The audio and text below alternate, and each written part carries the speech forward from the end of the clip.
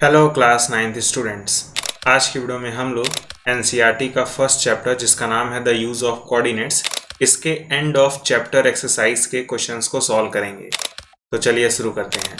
तो देखिए first question तो बहुत सिंपल है। कह रहा है what are the x coordinate and y coordinate of the point of intersection of two axis. कह रहा है अगर किसी ग्राफ में दो एक्सिस आपस में टकराएंगे तो जहां पे टकराएंगे उसका एक्स कोऑर्डिनेट क्या होगा और वाई कोऑर्डिनेट क्या होगा। तो ध्यान से देखिए, ये ग्राफ है, ये आपका वाई एक्सिस है, ये आपका एक्स एक्सिस है। ये दोनों एक ही जगह टकराते हैं ओरिजिन के ऊपर, है ना। तो मैं लिखूंगा x axis and y axis intersect each other at origin whose coordinates are 0, 0। आप जानते हैं कि x एक्सिस और y एक्सिस ओरिजिन पे टकराते हैं और ओरिजिन का कोऑर्डिनेट क्या होता है 0, 0। तो ऐसा मैं कह सकता हूं कि x कोऑर्डिनेट क्या है ओरिजिन का। x कोऑर्डिनेट मतलब क्या होता है पहला वाला, इसे हम लोग x कोऑर्डिनेट कहते हैं, तो पहला वाला 0 है। अब बताइए y कोऑर्डिनेट क्या है, जल्दी बताइए y कोऑर्डिनेट क्या है आपका। तो आप कहेंगे वो भी तो 0 ही है ना। ये x वाला होता है और ये y वाला होता है, तो दोनों 0 है, इसलिए x कोऑर्डिनेट और y कोऑर्डिनेट दोनों 0 होंगे। ठीक है, इस तरह से आपका पहला क्वेश्चन सॉल्व हो जाएगा इजीली।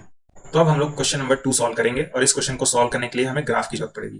क्वेश्चन कह रहा है point W has x coordinate equal to -5। कोई एक पॉइंट है W जिसका x कोऑर्डिनेट क्या है -5 है। ठीक है, कोई एक पॉइंट है W जिसका x कोऑर्डिनेट -5 है। y कोऑर्डिनेट क्या है ये हमें नहीं पता है, ठीक है, लेकिन क्वेश्चन में बताया है कि W का x कोऑर्डिनेट -5 है। ठीक है, can you predict the coordinate of point H which is on the line through W parallel to y axis. कह रहा है कि क्या आप H का कोऑर्डिनेट बता सकते हैं जो कि उस लाइन पर है जो W से पास कर रहा है और y एक्सिस के पैरेलल है। इसका मतलब मैं आपको समझा रहा हूं। पहले हमें यह सोचना होगा कि W होगा कहां। अगर ये -5 इसका x कोऑर्डिनेट है तो 2 मिनट के लिए मान लेते हैं कि W यहां पे होगा। ठीक है, मैंने मान लिया कि W यहाँ पे है क्योंकि इसी केस में x कोऑर्डिनेट -5 होगा। x कोऑर्डिनेट -5 है, मतलब मान सकते हैं कि W यहाँ पे है। ठीक है, मैंने मान लिया कि W यहाँ पे है, यहीं पे मैं लिख दे रहा हूँ W। क्वेश्चन में क्या कह रहा है, हमें एक लाइन बनानी है जो कि W से पास हो और y एक्सिस के पैरेलल है। हमें एक ऐसी लाइन बनानी है जो W से पास करे और y एक्सिस के पैरेलल हो। हमें क्या करना है, एक ऐसी लाइन बनानी है जो W से पास करे और y एक्सिस के क्या हो, पैरेलल हो। तो ध्यान से देखिए, मैंने एक लाइन बनाया है जो W से पास कर रहा है और y एक्सिस के क्या है, पैरेलल है। सही बात है। अब देखिएगा क्वेश्चन में क्या है ना, ये जो h है वो इसी लाइन के ऊपर कहीं है। ये जो h है वो इसी लाइन के ऊपर कहीं है, तो हमें h का कोऑर्डिनेट प्रिडिक्ट करना है, यानी गेस करना है। ठीक है, अब मान लीजिए h यहाँ पे है, मान लीजिए h यहाँ पे है, मैंने मान लिया कि h यहाँ पे है। तो मुझे एक बात बताइए, इस h का कोऑर्डिनेट हम लोग बता सकते हैं क्या क्या होगा। बिल्कुल बता सकते हैं।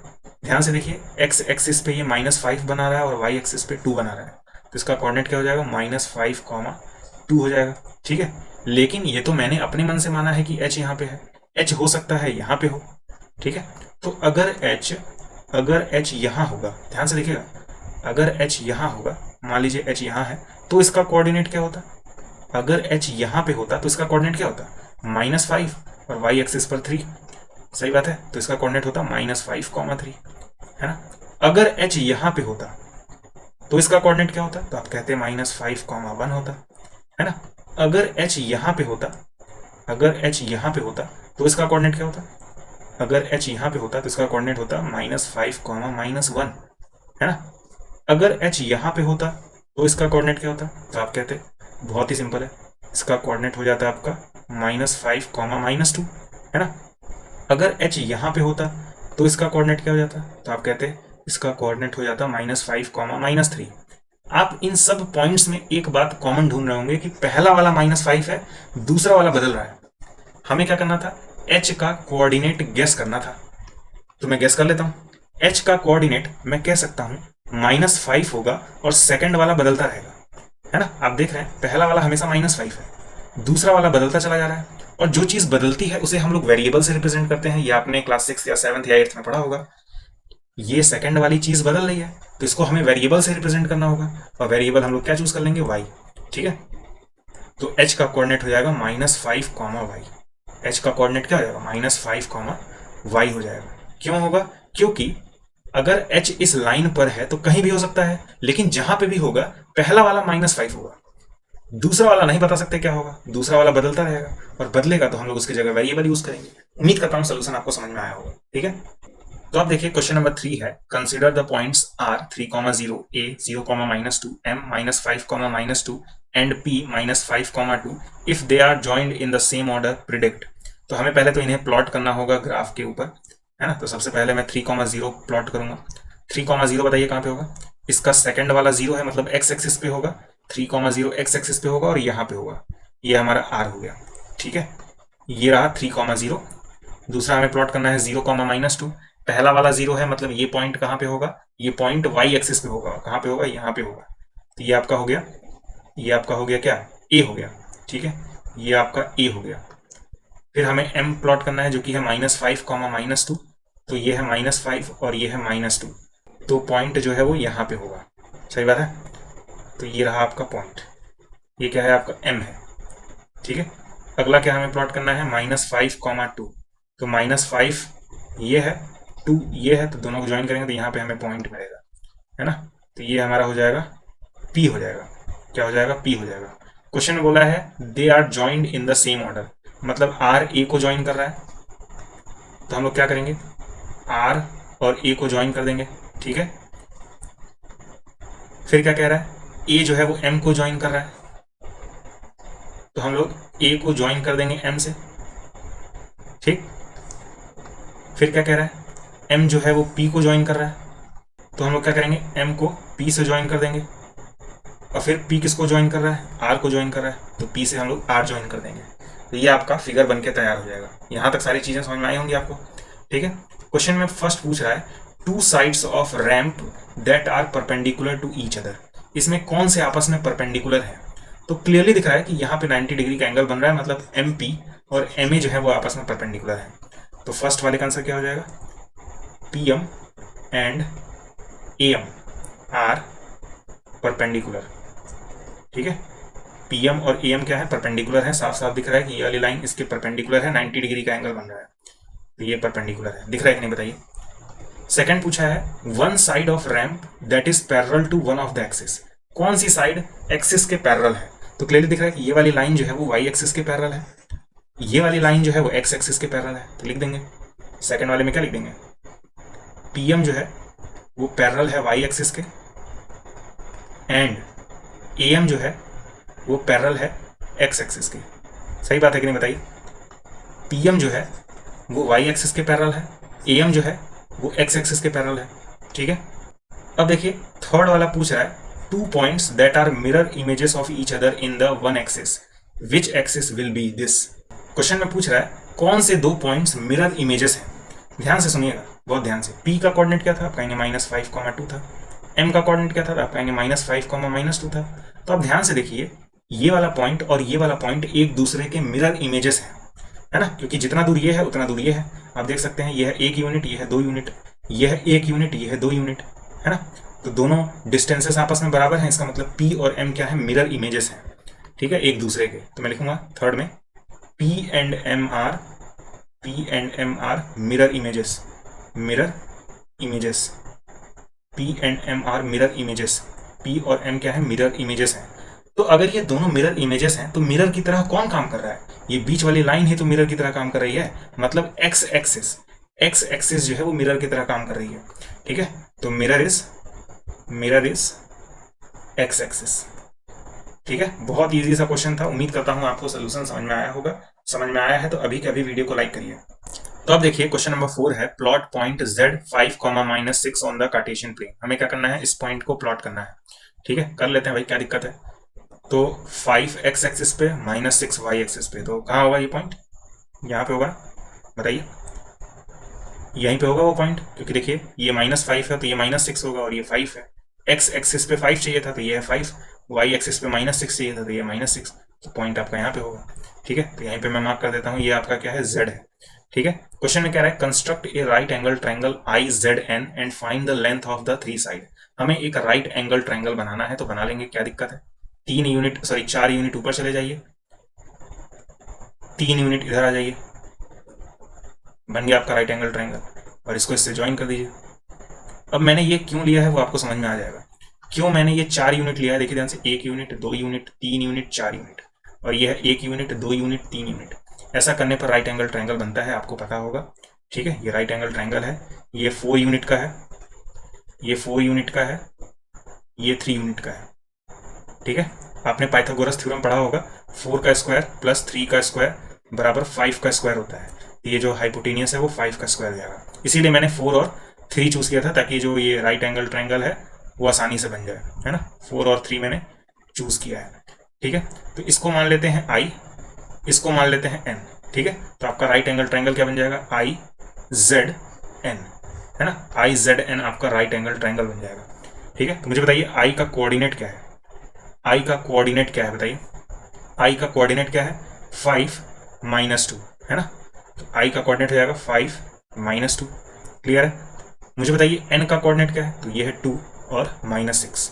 एन का कोऑर्डिनेट है, एन का कोऑर्डिनेट है 2 -6। क्वेश्चन में बोला था लेंथ भी फाइंड करने के लिए, तो आई जेड कितने लेंथ का है, 4 लेंथ का है। आई जेड कितने लेंथ का है, आई जेड जो है वो 4 यूनिट का है। आई जेड जो है आपका 4 यूनिट्स का है। एन जेड कितने लेंथ का है, 3 लेंथ का है, 3 यूनिट। तो एन जेड कितना हो जाएगा, 3 यूनिट हो जाएगा। एन जेड कितना हो जाएगा, 3 यूनिट्स हो जाएगा। ठीक है, एन आई कितने का है, 5 यूनिट्स का है। तो यहाँ पे हम लोग लिख देंगे एन आई कितने यूनिट्स का है, 5 यूनिट्स का है। आगे समझ में, सिंपल सा क्वेश्चन था, राइट एंगल ट्रायंगल बनाना था, मैंने जेड पॉइंट बनाया, 4 कदम ऊपर चल दिए, 3 कदम इधर चल दिए, राइट एंगल ट्रायंगल खुद ही बन के तैयार हो जाएगा।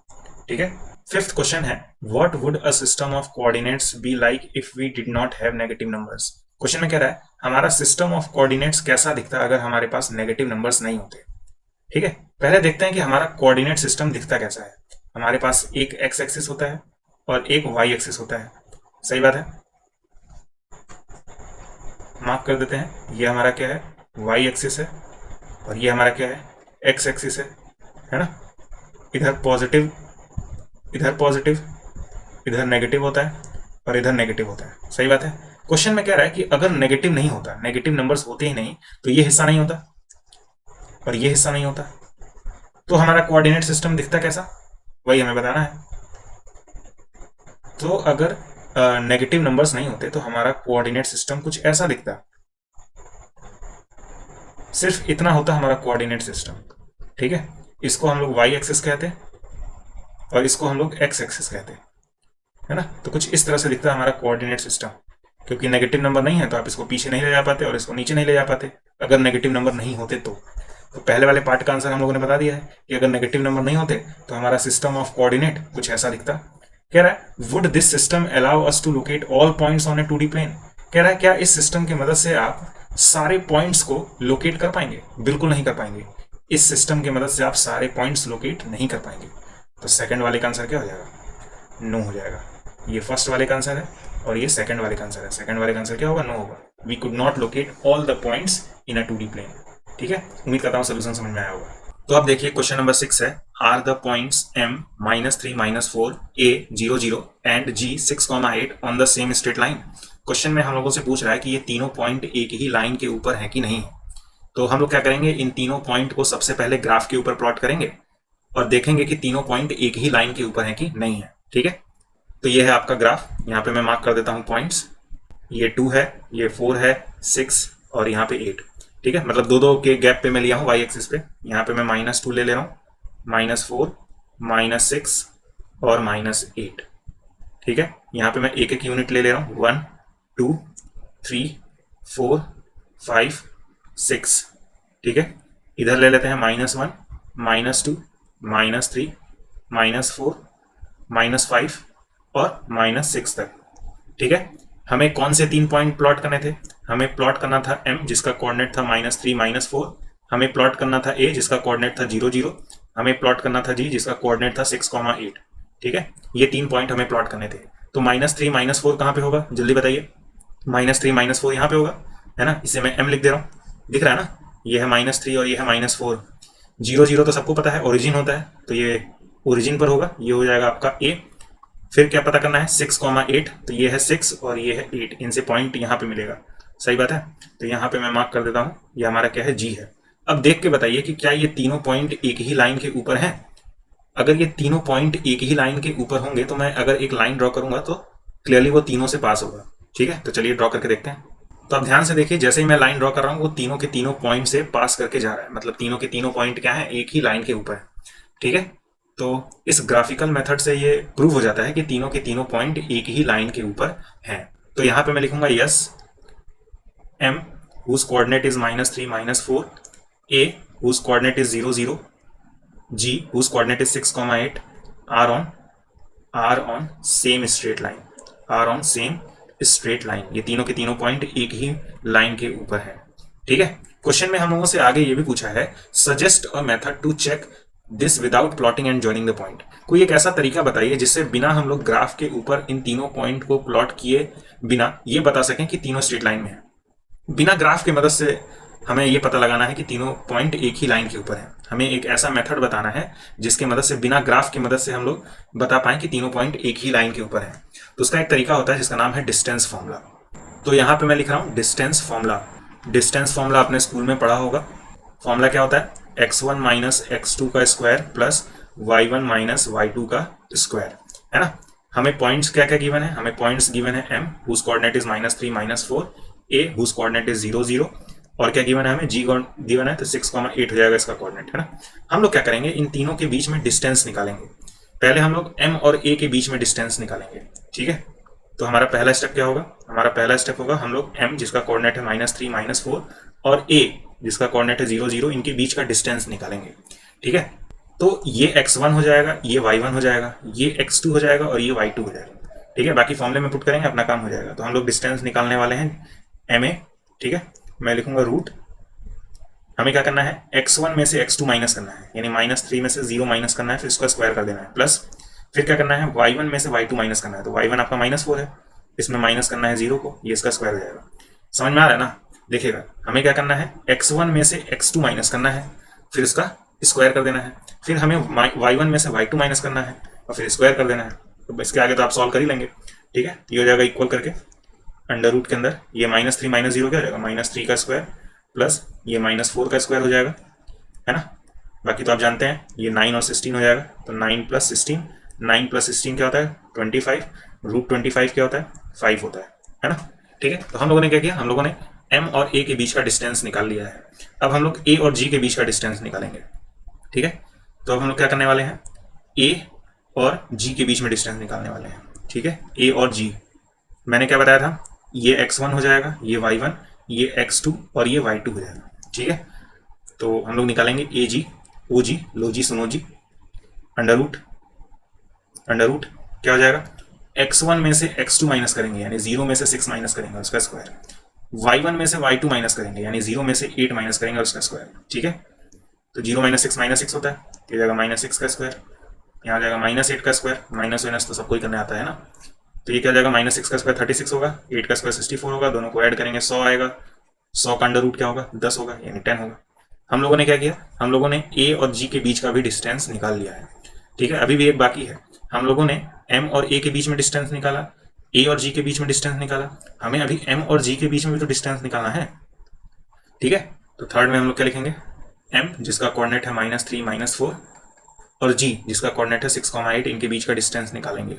तो ये x1, ये y1, ये x2 और ये y2। ठीक है, डिस्टेंस को हम लोग mg लिखेंगे, महात्मा गांधी, है ना। अंडर रूट क्या हो जाएगा बताइए, अंडर रूट क्या होगा, x1 में से x2 माइनस करना था यानी -3 में -6 माइनस करना था उसका स्क्वायर, प्लस y1 में से y2 माइनस करना था यानी -4 में से -8 माइनस करना था उसका स्क्वायर, है ना। क्लियर है ना। अब देखिएगा क्या होगा, ये जाएगा अंडर रूट -6 -3 क्या होगा, -9 होगा उसका स्क्वायर, प्लस -8 -4 क्या होगा, -12 होगा और इसका स्क्वायर। ठीक है, तो ये हो जाएगा अंडर रूट 81 प्लस 144, ये हो जाएगा आपका रूट के अंदर 225, रूट 225 आप लोग सॉल्व कर लेंगे 15 आएगा। ठीक है, हम लोगों ने तीनों डिस्टेंसेस निकाल लिए हैं, है ना। हम लोगों ने क्या क्या निकाला है, हम लोगों ने निकाला है MA कितना आया था 5 आया था, हम लोगों ने निकाला है AG कितना आया था 10 आया था, हम लोगों ने निकाला MG कितना आया था 15 आया था। 3 डिस्टेंसेस हम लोगों ने निकाले, है ना। अब हम लोग ये चेक करेंगे कि इन तीनों में से किसी दो को जोड़ने पे तीसरा आ रहा है कि नहीं। क्या इन दोनों को जोड़ने पे 5 आएगा, नहीं आएगा। अब मैं आपसे पूछ रहा हूँ, क्या इन दोनों को जोड़ने पे 10 आएगा, नहीं आएगा। क्या इन दोनों को जोड़ने पे 15 आएगा? बिल्कुल आएगा। इसको और इसको जोड़ेंगे तो 15 आएगा। और अगर ऐसा होगा तो तीनों पॉइंट एक ही लाइन के ऊपर होंगे फिर। ठीक है, अगर किसी दो को जोड़ने पे तीसरा आ जाएगा तो तीनों पॉइंट एक ही लाइन में होंगे। एम ए और ए जी को जोड़ने पे एम जी आ रहा है, क्योंकि एम ए की वैल्यू 5 है, ए जी की वैल्यू 10 है। 5 10 जोड़ेंगे 15 आएगा। यानी इन तीनों में किसी भी दो को जोड़ने पे तीसरा आ रहा है। और अगर ऐसा होगा तो तीनों पॉइंट कोलिनियर होंगे या कहीं एक ही लाइन के ऊपर होंगे। तो मैं लिखूंगा M A G R on same straight line. तो इस तरीके से हमारा क्वेश्चन नंबर 6 सॉल्व होता है। उम्मीद करता हूं आपको समझ में आया होगा। अगर समझ में आ गया है तो वीडियो को लाइक करना मत भूलिएगा, कई बार मैं बता चुका हूं। अब देखिए क्वेश्चन नंबर 7। क्वेश्चन नंबर 7 क्या है? Use your method from problem 6 to check if the point R B C are on the same straight line. Question में कह रहा है जो मेथड आपने क्वेश्चन नंबर 6 में यूज किया था उसी मेथड को यूज करके बताइए कि तीनों के तीनों पॉइंट एक लाइन के ऊपर है कि नहीं है। ठीक है, तो क्वेश्चन नंबर 6 में हम लोगों ने डिस्टेंस फॉर्मूला यूज किया था।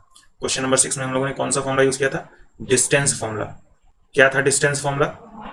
x1 माइनस x2 का square plus y1 minus y2 का स्क्वायर, ये हमारा फॉर्मूला था, है ना। सबसे पहले हम लोग क्या करेंगे? r और b के बीच का डिस्टेंस निकालेंगे। हमारा r क्या है? हमारा r है -5 -1। b क्या है? -2 -5। और c क्या है हमारा? 4 और -12। हम लोग क्या करेंगे? इन दोनों के बीच का डिस्टेंस निकालेंगे। ठीक है, तो स्टेप नंबर 1 r क्या है हमारा? -5 -1। b क्या है हमारा? -2 -5। इनके बीच में हमें डिस्टेंस निकालना है। ये हो जाएगा x1, ये हो जाएगा y1, ये हो जाएगा x2, ये हो जाएगा y2। बाकी अब x1 x2 की वैल्यू यहाँ पे भरेंगे, आंसर आ जाएगा, है ना। मतलब डिस्टेंस आ जाएगा, आंसर तो बाद में आएगा, है ना। तो RB, है ना, RB निकालेंगे हम लोग। Right hand batsman under root के अंदर क्या होगा बताइए? फॉर्मूला हमसे क्या कहता है? x1 में से x2 माइनस करिए। तो ये x1 है और ये x2 है, इनको माइनस करेंगे। ठीक है, x1 में x2 माइनस करेंगे तो x1 आपका -5 है, उसमें माइनस करना है -2 को, फिर उसका स्क्वायर, प्लस y1 में से y2 को माइनस करना है, यानी -1 में से -5 माइनस करना है। ठीक है, और इसका स्क्वायर। तो आप कहेंगे दो बार माइनस क्यों हो रहा है? देखिए, पहले -5 लिखेंगे, फिर माइनस करेंगे। किसको माइनस करेंगे? -2 को। तो दो बार माइनस नहीं आएगा क्या? उसी तरह यहाँ पे भी दो बार माइनस आएगा। फॉर्मूला बहुत ध्यान से देखिए क्या कह रहा है। अब देखिएगा ध्यान से, ये हो जाएगा अंडर रूट -5, ये माइनस माइनस मिलके प्लस हो जाएंगे, तो -5 + 2 इसका स्क्वायर, प्लस ये माइनस माइनस मिलके प्लस हो जाएगा, है ना। तो ये हो जाएगा -1 + 5 और इसका स्क्वायर। ठीक है, तो ये हो जाएगा आपका अंडर रूट -5 + 2 क्या होगा? -3, तो -3 का स्क्वायर, प्लस ये -1 + 5 क्या होगा? 4 होगा, तो 4 का स्क्वायर। ठीक है, अंडर रूट के अंदर क्या आएगा? अंडर रूट के अंदर बताइए क्या आएगा? -3 का स्क्वायर 9 होता है, 4 का स्क्वायर 16 होता है, दोनों को ऐड करेंगे 25 आएगा। दोनों को ऐड करेंगे तो क्या आएगा? रूट में 25, रूट 25 की वैल्यू 5 होती है। ठीक है, तो हम लोगों ने r और b के बीच का डिस्टेंस निकाल लिया, क्या आया? 5। अब हम लोग b और c के बीच का डिस्टेंस निकालेंगे। ठीक है, तो सेकंड में क्या करेंगे? हम लोग b और c के बीच में डिस्टेंस निकालेंगे। b है आपका -2 -5, c है आपका 4 और -12। सही बात है, बहुत ध्यान से देखिएगा। ये हो जाएगा आपका x1, ये y1, ये x2 और ये y2। ठीक है, क्लियर है। हमें bc निकालना है। bc का फुल फॉर्म मत पूछिएगा बस। ठीक है, अंडर रूट के अंदर बताइए क्या आएगा? अंडर रूट के अंदर क्या आएगा? x1 माइनस x2 यानी -2 -4 इसका square, plus y1 minus y2 यानी -5, फिर माइनस और ये -12, तो दो बार माइनस हो जाएगा, है ना। तो ये हो जाएगा आपका अंडर रूट के अंदर -2 -4 क्या होगा? -6 उसका square, plus minus minus plus हो जाएगा, तो -5 + 12 और इसका स्क्वायर। ठीक है, तो जाएगा अंडर रूट के अंदर। थोड़ा सा मैं डायरेक्ट सॉल्व कर रहा हूँ। -6 का स्क्वायर 36 होता है, प्लस -5 और 12 ऐड करेंगे 7 आएगा, उसका स्क्वायर 49 होता है। इसको सॉल्व करेंगे तो 85 आएगा रूट के अंदर, और रूट 85 सॉल्व नहीं कर सकते हैं। ठीक है, अब हम लोग थर्ड निकालेंगे। थर्ड डिस्टेंस, अभी तक हम लोगों ने इसके और इसके बीच का डिस्टेंस निकाला था, फिर हम लोगों ने बी और सी के बीच का डिस्टेंस निकाला था। अब हम लोग आर और सी के बीच का डिस्टेंस निकालेंगे, आर और सी। ठीक है, आर हमारा क्या है? आर है हमारा -5 -1, सी है हमारा 4 और -12। ठीक है, बाकी आपको पता ही है कि ये x1 हो जाएगा, ये y1, ये x2 और ये y2। ठीक है, फॉर्मूला लगाएंगे RC, है ना। अंडर रूट के अंदर क्या आएगा? x1 माइनस x2 यानी इसको माइनस करेंगे तो -5 -4 इसका square plus y1 minus y2 यानी -1 -12 और इसका स्क्वायर। ठीक है, साइन बहुत ध्यान से लगाइएगा नहीं तो गलती होगा तो फिर राम राम सत्य हो जाएगा। -5 -4 -9 होगा तो -9 का स्क्वायर प्लस ये माइनस माइनस मिलकर प्लस होगा, -1 और 12 को जोड़ेंगे तो 11 आएगा, तो 11 का स्क्वायर आएगा। ठीक है, 9 का स्क्वायर 81 होता है और 11 का स्क्वायर 121 होता है। स्क्वायर करेंगे 202 आएगा रूट के अंदर आएगा ना। ठीक है, तो तीनों डिस्टेंस हम लोगों ने निकाल लिया है फाइनली। हम लोगों ने इनके इसके बीच का डिस्टेंस निकाला, इसके इसके बीच का डिस्टेंस निकाला और इसके इसके बीच का भी हम लोगों ने डिस्टेंस निकाल लिया है। तो हम लोगों ने आरबी निकाला था, आरबी आया था 5। हम लोगों ने बीसी निकाला, बीसी कितना आया, बीसी कितना आया था √85 है ना। फिर हम लोगों ने आरसी निकाला था, आरसी कितना आया था √202। मैं आपसे ये पूछना चाहता हूं इन तीनों में किसी दो को जोड़ने पे तीसरा आ रहा है? इन तीनों में किसी दो को जोड़ेंगे तो तीसरा आ जाएगा क्या? अगर मैं इसको और इसको ऐड करूंगा तो √202 आएगा? नहीं आएगा। ठीक है, अगर मैं आरबी और बीसी को ऐड करूं तो आरसी नहीं आएगा। इसका मतलब यह है कि अगर इसको और इसको मैं ऐड करूं तो ये नहीं आएगा, इसलिए मैंने लिखा है। क्या मैं इसको और इसको ऐड करूंगा तो ये आएगा? कतई नहीं आएगा, भूल से भी नहीं आएगा। तो अगर मैं बीसी और आरसी को ऐड करूं तो आरबी नहीं आएगा। उसी तरह अगर मैं इसको और इसको ऐड करूं तो ये नहीं आएगा। अगर मैं आरबी और आरसी को ऐड करूं तो बीसी नहीं आएगा। इसका मतलब यह है किसी भी दो को जोड़ने पे तीसरा नहीं आ रहा है। इन तीनों में किसी भी दो को जोड़ने पे तीसरा नहीं आ रहा है, और अगर ऐसा होगा मतलब तीनों पॉइंट एक लाइन के ऊपर नहीं है। ठीक है, इसका मतलब क्या होगा, RBC royal challenger Bangalore do not lie on same straight line, यानी ये RBC रेड ब्लड सेल एक ही लाइन के ऊपर नहीं लाई करेंगे, सेम स्ट्रेट लाइन। ठीक है, उम्मीद करता हूं आपको समझ में आया होगा, है ना। अगर किसी दो को जोड़ने पे तीसरा आ जाएगा तो एक लाइन पे होंगे, अगर किसी भी दो को जोड़ने पे तीसरा नहीं आ रहा है तो सेम स्ट्रेट लाइन पे नहीं होंगे। ठीक है, क्वेश्चन नंबर 6 क्वेश्चन नंबर 7 एक जैसा था। क्वेश्चन में आगे ये भी बोला है अब इन्हीं पॉइंट्स को क्या करिए, ग्राफ के ऊपर प्लॉट करिए और फिर चेक करिए अपना आंसर। तो अब हम लोग ग्राफिकल मेथड से देखेंगे कि हमारा आंसर सही आया है कि नहीं आया। बताइए, टीचर पे ही क्वेश्चन वाले सब कर रहे हैं, गलत थोड़ी बताएंगे।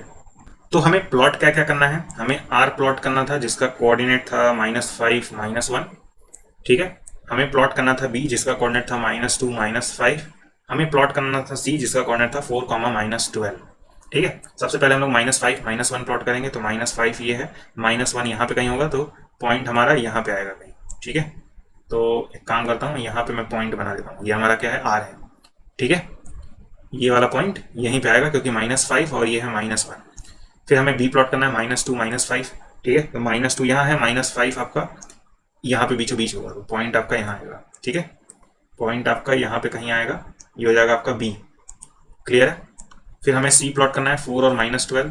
4 यहाँ पे है, -12 यहाँ पे है तो पॉइंट आपका यहाँ पे आएगा। ठीक है, पॉइंट आपका यहाँ पे आएगा, ये हो जाएगा आपका सी। अब देख के बताइए कि ये तीनों पॉइंट एक ही लाइन के ऊपर है? नहीं है, मैं लाइन ड्रॉ करके आपको दिखा देता हूँ। आप देख सकते हैं कि ये दोनों पॉइंट एक लाइन पे हैं, लेकिन ये सी बेचारा भटक गया है, ये उस लाइन पे नहीं आ रहा है। और हम लोगों ने जब डिस्टेंस फॉर्मूला अप्लाई किया था तो वहां से भी मालूम चल रहा था कि तीनों पॉइंट एक लाइन पे नहीं है। उम्मीद करता हूँ सोल्यूशन आपको समझ में आ गया होगा, है ना। अब देखिए हम लोग क्वेश्चन नंबर 8 सॉल्व करेंगे। क्वेश्चन नंबर 8 है using the origin as one vertex plot the vertices of, first part बोल रहा है राइट एंगल आइसोसेलेस ट्रायंगल। आपको क्या करना है, एक right angle isosceles triangle graph के ऊपर बनाना है जिसका एक वर्टेक्स ओरिजिन पे होना चाहिए। तो सबसे पहले हम लोग रफ फिगर बनाएंगे और उसी को ग्राफ के ऊपर प्लॉट करेंगे। तो सपोज करिए ये आपका एक ट्रायंगल है, हमें ट्रायंगल को राइट एंगल बनाना है। राइट एंगल बनाने के लिए हमें एक एंगल 90 चाहिए होगा, तो सपोज करिए ये एंगल 90 है। क्वेश्चन में बोला था right angle isosceles triangle. Isosceles triangle मतलब दो साइड इक्वल होना चाहिए। तो हम लोग क्या करेंगे, इस साइड को और इस साइड को आपस में इक्वल करा देंगे। हम लोग ये साइड और ये साइड इक्वल मान लेंगे ग्राफ के ऊपर प्लॉट करते वक्त। क्वेश्चन में ये भी बोला था कि एक वर्टेक्स ओरिजिन पे होना चाहिए। तो हम लोग क्या करेंगे, इस वाले वर्टेक्स को ओ नाम दे देंगे। ओ क्या होता है, ओरिजिन होता है। ठीक है, इसको मैं ए नाम दे दूंगा और इसको मैं बी नाम दे दूंगा। तो हमारा जो रफ फिगर है वो बनके तैयार है। अब ऐसा ही फिगर हमें ग्राफ के ऊपर बनाना है। तो हम लोग इस ग्राफ के ऊपर right angle isosceles triangle plot करेंगे। ठीक है, ध्यान रहे right angle isosceles triangle plot करना है जिसका एक वर्टेक्स ओरिजिन पे होना चाहिए। तो यहाँ पे मैं ओ लिख दूंगा। ठीक है, यहाँ पे आपका ओ हो गया। अब हम लोग क्या करेंगे, 1 unit, 2 unit, 3 unit, 4 unit. 4 unit पर यहाँ पे एक पॉइंट ले लेंगे। ठीक है, 4 यूनिट पर यहाँ पे एक पॉइंट ले लेंगे, इसको मैं ए नाम दे दे रहा हूँ। क्योंकि हमें आइसोसेलेस ट्रायंगल बनाना था तो 4 यूनिट हम लोग इस साइड भी चलेंगे, 1 2 3 4। तो दूसरा पॉइंट हमारा यहाँ पे हो जाएगा। ठीक है, ये हो जाएगा हमारा दूसरा पॉइंट बी। उसके बाद हम लोग इन दोनों पॉइंट को ज्वाइन कर देंगे। तो हमें क्लियरली दिख रहा है कि ये जो ट्रायंगल है वो राइट एंगल आइसोसेलेस ट्रायंगल है। अब आप कहेंगे कैसे पता राइट एंगल आइसोसेलेस ट्रायंगल है? मैंने बताया था ये एंगल 90 होगा, क्योंकि दोनों एक्सिस जो है एक्स एक्सिस और वाई एक्सिस के बीच में 90 डिग्री का एंगल बनता है। तो राइट एंगल हो गया। क्योंकि मैंने ये 4 यूनिट का लिया है और ये भी 4 यूनिट का लिया है, इससे ये क्लियर होता है कि आइसोसेलेस है। कैसे आइसोसेलेस है? क्योंकि जितना लेंथ ये है उतना ही लेंथ ये भी है। ठीक है, ये 4 यूनिट का है और ये भी आपका 4 यूनिट का है। सही बात है। क्वेश्चन में बोला था एक वर्टेक्स ओरिजिन पे भी होना चाहिए, तो ये वाला देखिए वर्टेक्स जो है वो ओरिजिन के ऊपर है। तो ये है आपका आंसर पहले पार्ट का। उम्मीद करता हूं समझ में आया होगा। अब देखिए सेकंड वाले में बोल रहा है एक आइसोसेलेस ट्रायंगल बनाना है जिसका एक वर्टेक्स थर्ड क्वाड्रेंट में और दूसरा वर्टेक्स फोर्थ क्वाड्रेंट में होना चाहिए, और ध्यान रहे एक वर्टेक्स ओरिजिन पे भी होना चाहिए। तो इसको हम लोग सीधे ग्राफ पे ऊपर ही बनाएंगे। ध्यान रहे हमें क्या बनाना है? आइसोसेलेस ट्रायंगल, यानी दो साइड इक्वल होने चाहिए। हमें क्या बनाना है? आइसोसेलेस ट्रायंगल जिसका एक वर्टेक्स थर्ड क्वाड्रेंट में और एक वर्टेक्स फोर्थ क्वाड्रेंट में होना चाहिए। क्लियर है कि नहीं बताइए? तो आप जानते हैं कि ये थर्ड क्वाड्रेंट होता है और ये फोर्थ क्वाड्रेंट होता है, इतना तो आपको पता ही होगा। ये थर्ड क्वाड्रेंट होता है और ये फोर्थ क्वाड्रेंट होता है। हमें एक वर्टेक्स इस क्वाड्रेंट में चाहिए और एक वर्टेक्स इस क्वाड्रेंट में चाहिए और एक वर्टेक्स ओरिजिन पे चाहिए। ठीक है, तो ध्यान से देखिए एक वर्टेक्स ओरिजिन पे डाल देंगे, इसे मैं ओ कह दे रहा हूं। एक वर्टेक्स मैं यहां पे ले लूंगा, इसको मैं ए नाम दे रहा हूं। ठीक है, ध्यान से देखिएगा ये वर्टेक्स यहां पे है 3 यूनिट इस साइड 3 यूनिट नीचे साइड। तो दूसरा वर्टेक्स हमें इस वाले क्वाड्रेंट में लेना है, 3 यूनिट इधर और 3 यूनिट नीचे, यानी यहां पे होगा आपका तीसरा वर्टेक्स। ठीक है, यहां पे होगा आपका तीसरा वर्टेक्स बी। अब क्या करेंगे हम लोग? इसको और इसको ज्वाइन कर देंगे और साथ में इन दोनों को ज्वाइन कर देंगे, तो हमारा right isosceles triangle, sorry isosceles triangle बनके तैयार हो जाएगा। राइट आइसोसेलेस ट्रायंगल नहीं होगा। तो देखिए मैंने क्या किया है, मैंने इन दोनों को ज्वाइन किया है, इन दोनों को ज्वाइन किया है और इन दोनों को ज्वाइन किया है। ठीक है, इससे होगा क्या कि ये साइड और ये साइड आपस में इक्वल होंगे। दो साइड इक्वल होंगे तो आइसोसेलेस ट्रायंगल हो जाएगा। ठीक है, ये साइड और ये साइड आपस में इक्वल है। क्यों इक्वल है? क्योंकि जितना लेंथ इधर है उतना ही लेंथ नीचे भी है, और सेम काम मैंने इस साइड भी किया है, 3 यूनिट इधर 3 यूनिट नीचे, ताकि हमें ये वाला पॉइंट मिले। आप नोटिस कर सकते हैं कि ये जो ट्रायंगल है, ये वाला जो ट्रायंगल है एक ऐसा आइसोसेलेस ट्रायंगल है जिसका एक वर्टेक्स ओरिजिन पे है, एक वर्टेक्स थर्ड क्वाड्रेंट में है और एक वर्टेक्स फोर्थ क्वाड्रेंट में है। यही क्वेश्चन हमसे बोला था करने के लिए। उम्मीद करता हूं समझ में आया होगा। तो अब देखिए क्वेश्चन नंबर 9 है, the following table shows the coordinate of point S M T in each case state whether M is the mid point of segment S T, justify your answer. Question में कह रहा है ना, पता करके बताइए कि ये जो एस है और ये जो टी है इन दोनों का मिड पॉइंट ये होना चाहिए कि नहीं। क्वेश्चन हम लोग से बस यही पूछ रहा है। क्वेश्चन में क्या पूछ रहा है? ये एस है ये टी है, इन दोनों का मिड पॉइंट ये है कि नहीं, यही हम लोग से क्वेश्चन में पूछ रहा है। क्लियर है? तो मैं आपको मिड पॉइंट निकालने का फॉर्मूला बता देता हूँ। ठीक है, मैं आपको क्या कर रहा हूँ? मिड पॉइंट निकालने का फॉर्मूला बता रहा हूँ। फॉर्मूला को समझिएगा, याद ना करिएगा। फॉर्मूला को आपको समझना होगा, याद नहीं करना है। ठीक है, सपोज करिए एस है ये। ठीक है, इसका कोऑर्डिनेट मान लेते हैं x1 है y1 है।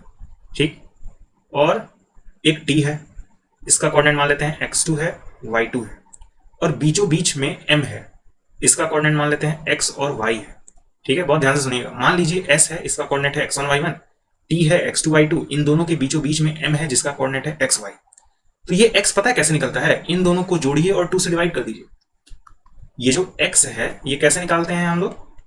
बहुत ध्यान से सुनिएगा, कैसे निकालते हैं? x1 और x2 को जोड़ना है और 2 से डिवाइड कर देना है तो आपको x मिल जाएगा। उसी तरह ये y कैसे मिलता है? इस y1 और y2 को जोड़ना है और 2 से डिवाइड कर देना है। हमें क्या करना है? y1 y2 को जोड़ना है और 2 से डिवाइड कर देना है। यही है फॉर्मूला मिड पॉइंट निकालने का। लेकिन हम लोग फॉर्मूला इस्तेमाल ही नहीं करेंगे। मैं आपको समझा रहा हूं कैसे फिर हम लोग निकालेंगे मिड पॉइंट। देखिएगा, बहुत ध्यान से देखिएगा, यहीं पे मैं सोल्यूशन करूंगा। हमें s के बारे में बताया है, हमें t के बारे में बताया है। ठीक है, तो एक काम करूंगा, मैं यहाँ पे लिखूंगा s जिसका कोऑर्डिनेट है पहले वाले में -3,0, ये पहला वाला है। ठीक है, इसको ज्वाइन कर देते हैं t के साथ। t का कोऑर्डिनेट क्या गिवन है? 3,0। t का कोऑर्डिनेट क्या गिवन है? 3,0। हम लोग क्या निकालने जा रहे हैं? मिड पॉइंट निकालने जा रहे हैं। हम लोग क्या निकालने जा रहे हैं? मिड पॉइंट निकालने जा रहे हैं। इसका कोऑर्डिनेट मान लेते हैं x, y। ठीक है, हम लोग क्या निकालने जा रहे हैं? मिड पॉइंट निकालने जा रहे हैं। उसका कोऑर्डिनेट मैंने मान लिया x, y है। तो ये x कैसे निकालते हैं मैंने आपको क्या बताया? रटिएगा नहीं। ये x कैसे निकालते हैं मैंने क्या बताया था? इसको और इसको जोड़ना है और 2 से डिवाइड कर देना है। तो -3 और 3 को जोड़ेंगे और 2 से डिवाइड कर देंगे। ठीक है, उसी तरह ये y कैसे निकालते थे? बताइए, y कैसे निकालते थे? इसको और इसको जोड़ेंगे और 2 से डिवाइड कर देंगे। तो 0 और 0 को जोड़ेंगे और 2 से डिवाइड करेंगे। जो मैं तरीका आपको बता रहा हूं, बिलीव करिए, अगर आप सीख गए हर क्वेश्चन सॉल्व कर ले जाएंगे मिड पॉइंट से रिलेटेड। ठीक है, तो ये हो जाएगा x इक्वल्स टू -3 और 3 को जोड़ेंगे 0 आएगा, 0/2 तो आप जानते ही हैं 0 ही होता है ना। 0 0 को जोड़ेंगे तो यहाँ पे भी 0/2 आएगा, 0/2 क्या होता है 0 होता है, ठीक है। यानी आपका मिड पॉइंट क्या हुआ 0,0 हुआ, है ना। तो ध्यान से देखिएगा, बहुत ही ध्यान से, हम लोगों ने क्या किया, इस s और इस t का मिड पॉइंट निकाल लिया और वही बीच में गिवन है, यानी ये टेबल सही है, फर्स्ट वाला सही है, तो हम लिखेंगे यस, यहाँ पे क्या लिखेंगे यस। और रीजन क्या है, मिड पॉइंट फॉर्मूला, मैं MPF लिख दे रहा हूँ, M से मिड होगा, P से पॉइंट होगा, F से फॉर्मूला होगा, मिड पॉइंट फॉर्मूला, आप लोग पूरा लिखिएगा, ठीक है। तो फर्स्ट वाला हम लोगों ने सॉल्व कर लिया, अब हम लोग सेकंड वाला सॉल्व करेंगे।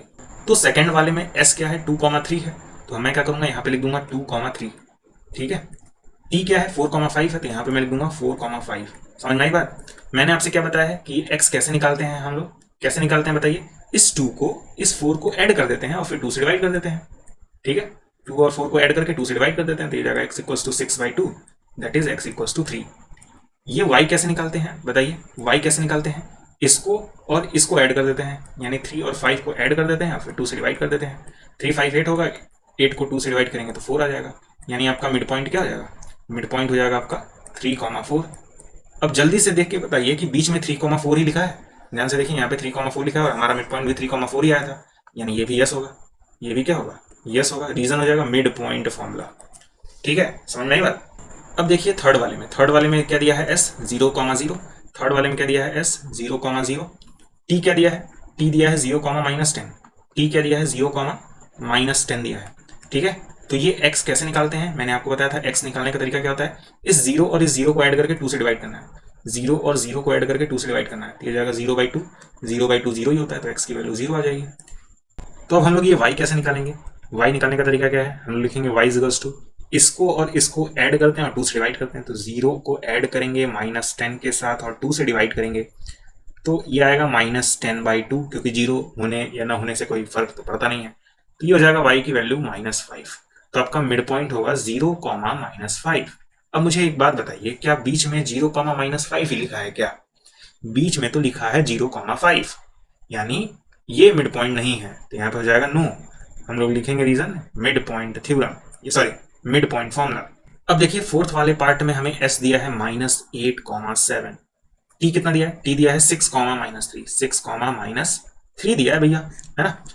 मैंने आपको बताया था x कैसे निकालते हैं, x हम लोग निकालते हैं इन दोनों को ऐड करके और 2 से डिवाइड करके, यानी -8 को ऐड करेंगे 6 के साथ और 2 से डिवाइड करेंगे, तो x इक्वल टू क्या हो जाएगा -2/2, दैट इज -1, है ना। y कैसे निकालते हैं, इन दोनों को ऐड करते हैं और 2 से डिवाइड करते हैं, तो y निकालने का तरीका क्या है, 7 को ऐड करेंगे -3 के साथ और 2 से डिवाइड करेंगे, ये हो जाएगा 7 में से 3 माइनस कर दिए 4 हो जाएगा, 4/2 तो पता ही होगा सबको क्या होता है 2 होता है, ठीक है। तो मिड पॉइंट आपका क्या हो गया -1,2। अब देख के बताइए कि यहाँ पे -1,2 ही लिखा है क्या, कहाँ लिखा है भाई, नहीं लिखा है, नहीं लिखा है तो हम नो लिखेंगे, तो यहाँ पे मैं लिखूंगा नो, रीजन क्या होगा मिड पॉइंट फॉर्मूला, ठीक है। तो ये चारों टेबल मैंने आपको फिल करा दिए हैं। क्वेश्चन में एक चीज और पूछा था, क्वेश्चन में पूछा था कि अगर m मिड पॉइंट है st का, can you find any connection between the coordinates of mst। देखिए अभी मैंने आपको फॉर्मूला बताया है ना, ये s1 का कोऑर्डिनेट है, ये t का कोऑर्डिनेट है और ये m का कोऑर्डिनेट है, तो आप देख सकते हैं दोनों के बीच में कनेक्शन यही है, यही आपका क्या है कनेक्शन है, ठीक है। जियो फाइबर वाला कनेक्शन है यहाँ पे, यही आपका क्या है कनेक्शन है, कनेक्शन मतलब होता है फॉर्मूला, ठीक है। कनेक्शन को आप फॉर्मूले से समझ सकते हैं, कभी कभी रिलेशन भी बोल के देगा कि रिलेशन क्या है, ठीक है। जब भी कनेक्शन पूछे, रिलेशन पूछे, आपको फॉर्मूला ही बताना है मैथ में, ठीक है। उम्मीद करता हूं आपको इस क्वेश्चन का सलूशन समझ में आ गया होगा। अब देखिए क्वेश्चन नंबर 10 है, use the connection you found to find the coordinate of B given that m is the mid point of a and b। Question में कह रहा है वही कनेक्शन यूज करिए जो आपने क्वेश्चन नंबर 9 में यूज किया था, ताकि आप b का कोऑर्डिनेट ढूंढ सके, ठीक है। हमें क्या करना है, हमें b का कोऑर्डिनेट खोजना है वही कनेक्शन यूज करके जो कि हम लोगों ने क्वेश्चन नंबर 9 में किया था, ठीक है। क्वेश्चन में चिल्ला चिल्ला के बोल रहा है कि m जो है मिड पॉइंट है a और b का, क्वेश्चन में चिल्ला चिल्ला के बोल रहा है कि m क्या है मिड पॉइंट है a और b का। तो मान लेते हैं a यहाँ पे है और कुछ दूरी के बाद b है। a का कोऑर्डिनेट क्वेश्चन में चिल्ला चिल्ला के बताया है कि a का कोऑर्डिनेट है 3, -4, है ना। क्वेश्चन में चिल्ला चिल्ला के बता रहा है a का कोऑर्डिनेट क्या है 3, -4। क्वेश्चन में ये भी बताया है कि b का कोऑर्डिनेट क्या है, b का कोऑर्डिनेट है x, y। इसी a और b के बीचों बीच m है, इसी a और b के बीचों बीच m है। m मिड पॉइंट है और उसका कोऑर्डिनेट है -7,1, -7,1। ठीक है, ध्यान रखिएगा ये दो पॉइंट हैं, उसका मिड पॉइंट ये है ना। क्वेश्चन नंबर 9 में मैंने बताया था कि ये -7 कैसे आता है, जब आप इन दोनों को ऐड करके 2 से डिवाइड करते हैं, है ना। क्वेश्चन नंबर 9 में मैंने बताया था कि ये -7 कैसे आता है, जब आप इस 3 और x को जोड़ते हैं और 2 से डिवाइड करते हैं। 3 और x को जब आप जोड़ते हैं और 2 से डिवाइड करते हैं तब -7 आता है। सही बात है। ये -7 कैसे आता है, जब आप 3 और x को जोड़कर 2 से डिवाइड करते हैं। सही बात है। अब देखिएगा इस 2 को अगर इधर भगा दें तो ये 2 डिवाइड में है, उधर जाएगा तो मल्टीप्लाई हो जाएगा, तो ये -14 बराबर क्या हो जाएगा, 3 + x। ये 3 चचा उधर जाएंगे तो माइनस में आ जाएंगे, -14 - 3 बराबर x हो जाएगा। तो यहाँ से -17 इक्वल्स टू क्या आ जाएगा, x आ जाएगा। सही बात है। x की वैल्यू हम लोगों ने खोज ली है। मुझे एक बात बताइए, ये 1 कैसे आता है। ये 1 आता है जब आप इस 4 को y से ऐड करते हैं और 2 से डिवाइड करते हैं। सही बात है। ये 1 कैसे आता है, जब आप इस -4 को इस y से ऐड करके 2 से डिवाइड करते हैं तभी आता है। ये मैंने आपको क्वेश्चन नंबर 9 में बताया था। तो -4 को हमें ऐड करना है y के साथ और 2 से डिवाइड करना है। ये 2 चचा 1 में जाके मल्टीप्लाई हो जाएंगे तो 2 हो जाएगा इक्वल्स टू -4 + y, है ना। ये -4 इधर जाएगा तो +4 हो जाएगा, तो 2 + 4 बराबर y। तो ये हो जाएगा 6 बराबर y। तो हमें क्या मिल रहा है, हमें मिल रहा है x की वैल्यू -17 और y की वैल्यू हमें मिल रही है 6। यानी b जो है वो आपका क्या हो जाएगा, -17,6। यही हमारा प्यारा सा आंसर है। उम्मीद करता हूं आपको समझ में आया होगा। ठीक है। अब देखिए 11th क्वेश्चन है, let p, q be point of trisection of A B with p closer to a and q closer to b। Using your knowledge of how to find the coordinate of the mid point of a segment, how would you find the coordinate of p and q। Do this for the case when the points are a 4,7 and b 16,-2। Question बहुत ही simple सा है। Question में कह रहा है कि दो पॉइंट हैं a और b। मान लेते हैं ये आपका पॉइंट a है और कुछ दूर के बाद एक पॉइंट b है। ठीक है। कमेंट बॉक्स में बताइएगा कि इन दोनों के बीच में डिस्टेंस कितना है। देखते हैं कितने लोग बता पाते हैं। ठीक है, ये दोनों पॉइंट के बीच में डिस्टेंस कितना है, कमेंट बॉक्स में जरूर बताइएगा। दो पॉइंट हैं ए और बी। कह रहा है पी और क्यू क्या कर रहे हैं ना, इस ए बी को ट्राइसेक्ट कर रहे हैं। आपने सुना होगा बाइसेक्ट, यहाँ पे क्या लिखा है, ट्राइसेक्ट। ट्राइसेक्ट मतलब होता है 3 इक्वल हिस्सों में बांटना। पी और क्यू क्या कर रहे हैं, इस लाइन को 3 हिस्सों में, 3 इक्वल हिस्सों में बांट रहे हैं, जहां पे पी जो है वो ए के पास है, क्यू जो है वो बी के पास है। तो यहाँ पे मैं Q बना दूंगा, यहाँ पे मैं P बना दूंगा। इसका मतलब ये है कि P और Q इस लाइन को 3 इक्वल हिस्सों में तोड़ रहे हैं। P और Q क्या कर रहे हैं, इस लाइन को 3 हिस्सों में, 3 इक्वल हिस्सों में तोड़ रहे हैं। ठीक है, तो हमें एक्चुअली में P और Q का कोऑर्डिनेट ही बताना है। ठीक है, हमें P और Q का कोऑर्डिनेट ही बताना है। तो मैं P को मान लूंगा x, y और Q को मान लूंगा a, b। ठीक है, क्लियर है। याद रखिएगा जितना बड़ा ये है उतना ही बड़ा ये भी है और उतना ही बड़ा ये भी है। तो ऐसा मैं कह सकता हूं कि P जो है वो मिड पॉइंट है A और Q का। P जो है वो A और Q का क्या है, मिड पॉइंट है। अगर ये हिस्सा और ये हिस्सा आपस में बराबर है तो क्या मैं ये नहीं कह सकता हूं कि P जो है वो A और Q का मिड पॉइंट है। इसी बात का हम लोग फायदा उठाएंगे। मैं लिखूंगा केस नंबर 1। मैं लिखूंगा केस नंबर 1। ध्यान से सुनिएगा, मैं बना रहा हूं AQ। मैं क्या बना रहा हूं, यहाँ पे Q, यहाँ पे A के बारे में हमें पता है 4,7, Q के बारे में हमें नहीं पता है तो मैंने माना था A, B। बीचों बीच में क्या है, P है। P का कोऑर्डिनेट है x, y। और ध्यान रखिएगा P क्या है, मिड पॉइंट है किसका, A और Q का। तो मैं लिखूंगा P is mid point of AQ। यहां तक बातें समझ में आई हैं कि नहीं। ये हिस्सा और ये हिस्सा आपस में बराबर है, इसीलिए P क्या हुआ, मिड पॉइंट हुआ। क्लियर है। अब बहुत ध्यान से देखिएगा, मैंने आपको मिड पॉइंट के कोऑर्डिनेट्स निकालना सिखाया था। मैंने आपको बताया था कि ये x कैसे मिलता है, जब हम लोग 4 और a को जोड़ते हैं और 2 से डिवाइड करते हैं तब हमें x मिलता है।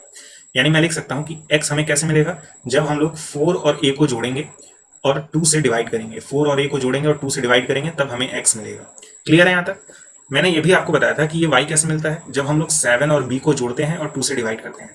तो मैं ऐसे लिख सकता हूँ कि y जो है हमें कैसे मिलेगा, जब हम लोग 7 और b को जोड़ेंगे और साथ में 2 से डिवाइड करेंगे तब जाके हमें y मिलेगा। यहाँ तक क्लियर है। ये x कैसे मिलता है, जब 4 और a को जोड़ते हैं और 2 से डिवाइड करते हैं। ये y कैसे मिलता है, जब 4 और b को जोड़ते हैं, सॉरी 7 और b को जोड़ते हैं और 2 से डिवाइड करते हैं। यहाँ तक चीजें क्लियर है। अब देखिएगा इस p और b को, p और b के बीचों बीच q है। ये हिस्सा और ये हिस्सा आपस में बराबर है, तो ऐसा मैं कह सकता हूं कि q है pb का मिड पॉइंट है ना। अगर ये वाला हिस्सा और ये वाला हिस्सा आपस में बराबर है तो मैं कह सकता हूं कि q जो है वो pb का मिड पॉइंट है। तो अब बनाऊंगा मैं केस नंबर 2। Case number 2। ठीक है, केस नंबर 2 देखिएगा, मैं एक लाइन खींच रहा हूँ, यहाँ पे मैं लिख रहा हूँ P जिसका कोऑर्डिनेट x, y है, यहाँ पे मैं लिख रहा हूँ B जिसका कोऑर्डिनेट है 16, -2, बीचों बीच में Q है जिसका कोऑर्डिनेट है A, B, और मैं क्या कह रहा हूँ, मैं कह रहा हूँ Q जो है वो PB का मिड पॉइंट है, Q is mid point of PB। सही बात है। अगर Q मिड पॉइंट है तो ऐसा मैं कह सकता हूँ कि ये जो A है वो कैसे मिला होगा जब आप x और 16 को ऐड किए होंगे और 2 से डिवाइड किए होंगे। ये जो A है वो कैसे मिला होगा जब आप x और 16 को ऐड किए होंगे और 2 से डिवाइड किए होंगे, है ना। ये A जो है वो कैसे मिला होगा जब x और 16 को आप ऐड किए होंगे और 2 से डिवाइड किए होंगे। ये B कैसे मिला होगा जब आप y और -2 को ऐड किए होंगे और 2 से डिवाइड किए होंगे, है ना। तो B कैसे मिला होगा, B मिला होगा जब आप y को ऐड किए होंगे -2 के साथ और 2 से डिवाइड किए होंगे। क्योंकि ये -2 है इसलिए मैंने ब्रैकेट में लिखा है, ये आपको पता होगा, है ना। फिर से मैं एक्सप्लेन कर रहा हूँ, ये A कैसे मिलता है जब x और 16 को जोड़ते हैं और 2 से डिवाइड करते हैं। ये B कैसे मिलता है जब y और -2 को जोड़ते हैं और 2 से डिवाइड करते हैं। यहाँ तक उम्मीद करता हूँ आपको चीजें समझ में आ रही होंगी। हमें 4 चीजें मिली हैं, ये 2 और ये 2, इन्हें हमें सॉल्व करना होगा, तो हम लोग अगले पेज पे करेंगे क्योंकि यहाँ तो जगह ही नहीं है। तो हमें ये 4 चीजें मिली थी, हम लोग यहीं से ए बी एक्स वाई की वैल्यूज को निकालेंगे। मैं क्या करूंगा, ये जो 2 है उसे a में मल्टीप्लाई कर दूंगा, तो 2a हो जाएगा क्या, 2a बराबर x प्लस 16 हो जाएगा। सही बात है। इस 16 को अगर इस साइड लेके आ जाऊं तो क्या हो जाएगा, तो आप कहेंगे 2a माइनस 16 बराबर x हो जाएगा। और हमें तो मालूम है कि x की वैल्यू क्या है, ये है, तो मैं इस x की जगह 4 प्लस a बाई 2 नहीं लिख सकता हूँ क्या, बिल्कुल लिख सकता हूँ। तो ये हो जाएगा 2a minus 16 is equals to x के जगह मैं लिखूंगा 4 प्लस a बाई 2। आप जानते हैं ये जो 2 है वो इन दोनों में मल्टीप्लाई होगा, तो ये जाएगा 2 times 2a minus 16, 2a minus 16 is equals to 4 plus a। ठीक है, तो ये हो जाएगा आपका 4a माइनस 32, 2 से मल्टीप्लाई करने के बाद 4 प्लस a। ये a को इस साइड लाएंगे, इस 32 को उस साइड ले आएंगे, है ना। तो 4a, ये a इस साइड आएगा तो माइनस a हो जाएगा इज इक्वल्स टू, ये 4 पहले से है, ये माइनस 32 उधर जाएगा तो प्लस 32 हो जाएगा, इतना तो आपको आता ही होगा। 4a में से a घटाएंगे तो 3a हो जाएगा, बराबर 4 और 32 को ऐड करेंगे 36 होगा। a की वैल्यू क्या हो जाएगी, 36 बाई 3, दैट इज a की वैल्यू हो जाएगी 12। a की वैल्यू क्या हो जाएगी, 12 हो जाएगी। हमें मालूम था x बराबर क्या है, 4 प्लस a बाई 2 है। हमें तो मालूम था कि x बराबर क्या है, 4 प्लस a बाई 2 है। तो x इज टू क्या हो जाएगा, 4 प्लस a की जगह 12 रखेंगे डिवाइड बाई 2, तो x इज टू क्या हो जाएगा 16 बाई 2, तो x की वैल्यू हमें मिल जाएगी 8। अब ध्यान से देखिए, मैंने a और x की वैल्यू को निकाल लिया है। कैसे मैंने निकाला है, मैंने इस 2 को a में मल्टीप्लाई किया, इस 16 को इधर भेजा, फिर इस x की जगह मैंने ये चीज़ रख दिया उठा के और सॉल्व किया, हमारा आंसर आ गया। उसी तरह हम लोग इसको भी सॉल्व करेंगे, इन दोनों को भी। मैं इस 2 को इस b से मल्टीप्लाई करूंगा, 2b हो जाएगा, 2b बराबर y प्लस -2, ये -2 साइड आएगा तो +2 हो जाएगा, 2b बराबर 2b प्लस 2 बराबर y हो जाएगा। अब मैं इस y की जगह क्या रखूंगा, 7 प्लस b बाई 2, दिया जाएगा 2b प्लस 2 बराबर 7 प्लस b बाई 2। ये 2 इन दोनों में मल्टीप्लाई होगा, 2 times 2b plus 2 is equals to 7 plus b, 2 2 ज़ा 4b plus 4 is equals to 7 plus b। ये b इस साइड आएगा और ये 4 उस साइड आएगा, 4b minus b equals to 7 minus 4 हो जाएगा। तो ये 3b बराबर क्या हो जाएगा, 3 हो जाएगा, 3 से 3 1 बार में कट जाएगा तो b की वैल्यू 1 हो जाएगी, है ना। अब हम लोग क्या करेंगे, ये जो b की वैल्यू आई है यहाँ पे रख देंगे। ठीक है, तो हमें मालूम था कि y बराबर 7 प्लस b बाई 2 है, तो y इज क्या हो जाएगा 7 प्लस 1 बाई 2, तो y इज क्या हो जाएगा 8 बाई 2, तो y इज क्या हो जाएगा 4, है ना। सही बात है। p मतलब क्या था, x y था, तो x की वैल्यू 8 आई है, y की वैल्यू 4 आई है, तो p के बारे में हमें मालूम चल गया, p का कोऑर्डिनेट है 8, 4।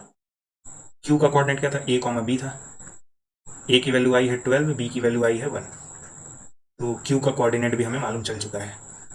ठीक है, उम्मीद करता हूँ सोल्यूशन आपको समझ में आया होगा। तो अब हम लोग क्वेश्चन नंबर 12 सॉल्व करेंगे। इसमें टोटल 2 पार्ट्स हैं, लेकिन दोनों के दोनों पार्ट एक दूसरे से कनेक्टेड है। क्वेश्चन में कह रहा है given the points a 1, -8, b -4, 7, c -7, -4 so that they lie on a circle K whose centre is the origin 0।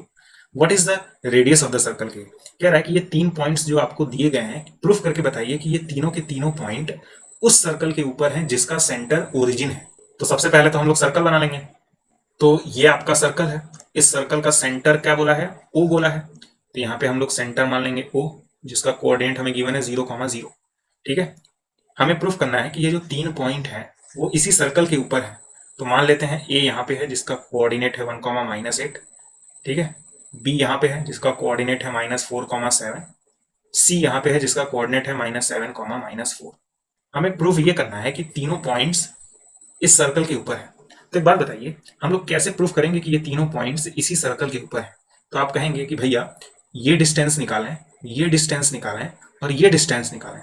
तीनों डिस्टेंस अगर सेम आएंगे तो हम लोग कह पाएंगे कि तीनों पॉइंट सर्कल के ऊपर है। तो हमें ये डिस्टेंस निकालना है, ये डिस्टेंस निकालना है और ये डिस्टेंस निकालना है, और अगर तीनों सेम आए तो कहेंगे कि तीनों पॉइंट्स सर्कल के ऊपर हैं। ठीक है, क्योंकि सर्कल में डिस्टेंस नहीं बदलता है। तो डिस्टेंस निकालने के लिए हम लोग डिस्टेंस फॉर्मूला यूज करेंगे, जो कि होता है √x1 माइनस x2 का square plus y1 minus y2 का स्क्वायर, है ना? यही होता है डिस्टेंस फॉर्मूला। तो पहला डिस्टेंस हम लोग निकालेंगे a और o के बीच का। ठीक है, a आपका क्या है 1, -8, o क्या है आपका 0, 0, है ना? ये x1 हो जाएगा, ये y1 हो जाएगा, ये x2 हो जाएगा, ये y2 हो जाएगा। ठीक है, तो a और o के बीच को डिस्टेंस को मैं ao लिखूंगा। अंडर रूट कैसे निकालेंगे? x1 में से x2 माइनस करते हैं तो 1 में से 0 माइनस करेंगे, स्क्वायर करेंगे, प्लस y1 में से y2 माइनस करते हैं यानी -8 में -0 करेंगे, स्क्वायर करेंगे।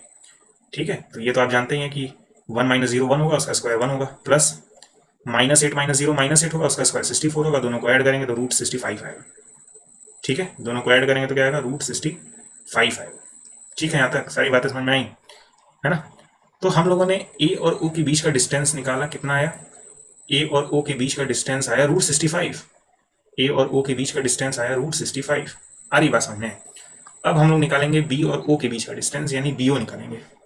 ठीक है, तो सेकंड में हम लोग क्या निकालने वाले हैं? बी और ओ के बीच का डिस्टेंस। बी है आपका -47, ओ तो आपका ओरिजिन है 0, 0। ठीक है, तो BO निकालेंगे। ठीक है, अंडर रूट आप जानते हैं कि ये x1 हो जाएगा, ये y1 हो जाएगा, ये x2 हो जाएगा, ये y2 हो जाएगा। ठीक है, ऐसे नीचे कहीं मार्क कर लीजिए करिए ताकि फॉर्मूला अप्लाई करने में दिक्कत ना हो।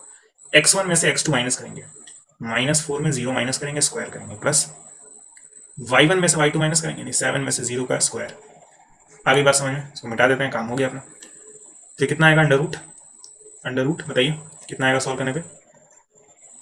-4 -0 का स्क्वायर 16 होगा, प्लस 7 - 0 करेंगे 7 आएगा, स्क्वायर 49 हो जाएगा। सॉल्व करेंगे √65 आएगा, है ना? थर्ड पार्ट पे आते हैं। थर्ड पार्ट पे आने से पहले BO कितना आ गया? ये भी √65 आ गया। ठीक है, अब देखते हैं C के बारे में। C और O के बीच का डिस्टेंस निकालेंगे। C आपका है -7 -4, O आपका है 0, 0। ठीक है, ये x1, ये y1, ये x2, ये y2। ठीक है, तो हम लोग लिखेंगे CO अंडर रूट, है ना? अंडर रूट क्या लिखेंगे? x1 में से x2 माइनस करते हैं यानी -7 में 0 माइनस करेंगे, स्क्वायर करेंगे। y1 में से y2 माइनस करते हैं यानी -4 में -0 करेंगे, स्क्वायर करेंगे। ठीक है, बताइए यहाँ तक सारी चीज़ें क्लियर हैं? आगे बढ़ा जाए तो ये जाएगा CO या इक्वल करके -7 का स्क्वायर तो आप जानते ही हैं 49 होता है, 4 का स्क्वायर 16 होता है, दोनों को ऐड करेंगे तो √65 आएगा। यानी ये डिस्टेंस भी √65 आ गया, ये डिस्टेंस भी √65 आ गया। और जैसा मैंने बोला था कि अगर तीनों डिस्टेंस सेम आएंगे तो पॉइंट्स सर्कल के ऊपर होंगे। तो मैं लिखूंगा सिंस AO, BO, CO तीनों आपस में इक्वल हैं, therefore A, B, C are on circle K।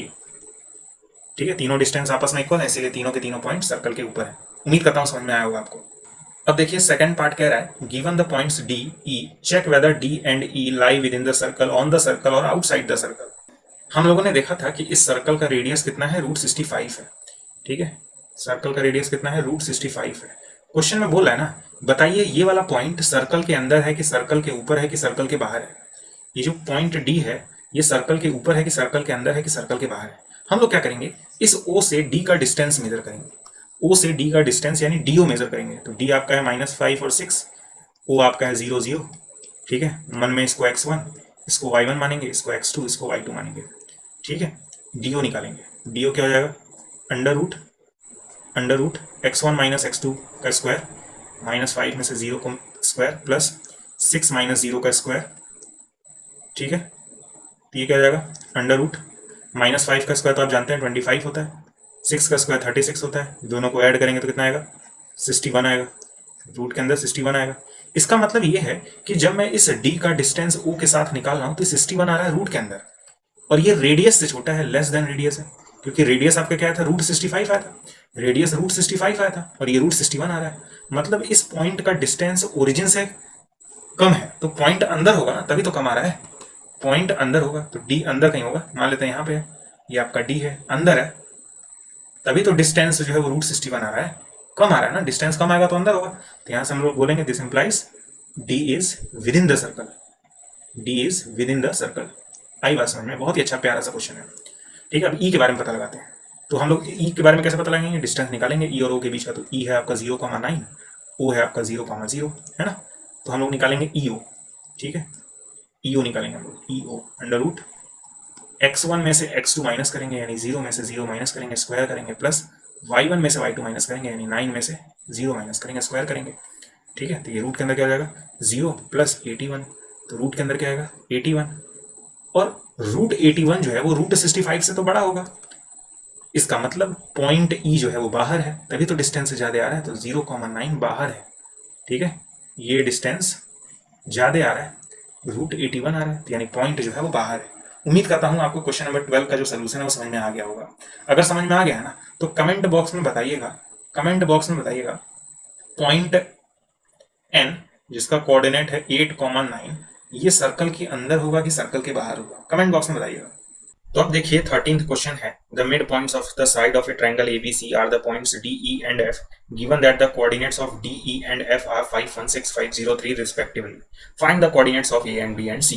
Question में कह रहा है कि एक ट्रायंगल है ABC, तो पहले हम लोग ट्रायंगल बना लेंगे। तो ये आपका ट्रायंगल है, इसका नाम मैं लिख देता हूँ यहाँ पे A, यहाँ पे B और यहाँ पे C। क्वेश्चन में कह रहा है ना कि D, E और F क्या है? मिड पॉइंट्स हैं। D, E, F क्या है? मिड पॉइंट्स हैं साइड्स के। ठीक है, तो यहाँ पे मान लेते हैं D है, ठीक है, यहाँ पे मान लेते हैं E है, और यहाँ पे मान लेते हैं F है। समझ में आई बात है ना? बहुत ध्यान से सुनिएगा। हमें D का कोऑर्डिनेट गिवन है 5, 1, E का कोऑर्डिनेट गिवन है 6, 5, F का कोऑर्डिनेट गिवन है 0, 3। आई बात समझ में? यहाँ पे मैं लिख सकता हूँ इसका कोऑर्डिनेट हमें पता है 5, 1, है ना, E का कोऑर्डिनेट हमें पता है 6, 5 और F का कोऑर्डिनेट हमें पता है 0, 3। ठीक है, हमें क्या करना है? हमें A, B, C का कोऑर्डिनेट फाइंड करना है। तो A, B, C के कोऑर्डिनेट्स को कुछ हमें मानना पड़ेगा। तो मैं मान लूंगा A का कोऑर्डिनेट है x, y, B का कोऑर्डिनेट मैं मान लूंगा a, b और C का कोऑर्डिनेट मान लूंगा m, n। ठीक है, अब बहुत ध्यान से सुनिएगा, बहुत ही ध्यान से। मुझे एक बात बताइए, ये जो है वो इन दोनों का मिड पॉइंट है ना, ये D क्या है? A और B का मिड पॉइंट है। ठीक है, तो मैं लिखूंगा D is mid point of AB। सही बात है, D जो है वो AB का मिड पॉइंट है। सही बात है, तो ये 5 कैसे आया होगा? जब आपने A और X को जोड़ा होगा और 2 से डिवाइड किया होगा, है ना। 5 कैसे आया होगा? यहाँ पे मैं पॉइंट बना देता हूँ। ठीक है, 5 कैसे आया होगा? जब आपने A और X को जोड़ा होगा और 2 से डिवाइड किया होगा। सही बात है, ये 5 कैसे आया होगा? जब आपने A और X को जोड़ा होगा और 2 से डिवाइड किया होगा। ठीक है, उसी तरह ये 1 कैसे आया होगा? जब आपने B और Y को जोड़ा होगा और 2 से डिवाइड किया होगा, है ना। 1 कैसे आया होगा? जब आपने B और Y को जोड़ा होगा और 2 से डिवाइड किया होगा। ये 2 5 में जाके मल्टीप्लाई हो जाएगा, तो ये हो जाएगा 10 बराबर A प्लस एक्स। ये 2 जो है 1 में जाके मल्टीप्लाई हो जाएगा, ये हो जाएगा 2 बराबर B प्लस वाई, है ना। आ रही बात समझ में? उसी तरह F जो है वो B और C का मिड पॉइंट है, तो मैं लिखूंगा F is mid point of BC, है ना। अब देखिएगा बहुत ध्यान से, अगर F B और C का मिड पॉइंट है तो ये 0 कैसे आया होगा? जब आपने A और M को जोड़ा होगा और 2 से डिवाइड किया होगा, है ना। 0 कैसे आया होगा? जब आपने A और M को जोड़ा होगा और 2 से डिवाइड किया होगा। उसी तरह ये 3 कैसे आया होगा? जब आपने B और N को जोड़ा होगा और 2 से डिवाइड किया होगा, है ना। 3 कैसे आया होगा? जब आपने B और N को जोड़ा होगा और 2 से डिवाइड किया होगा। ये 2 जो है वो 0 में जाकर मल्टीप्लाई होगा, तो 0 हो जाएगा, 0 बराबर A प्लस M हो जाएगा। ये 2 3 में जाकर मल्टीप्लाई होगा, 6 हो जाएगा, 6 बराबर B प्लस N हो जाएगा।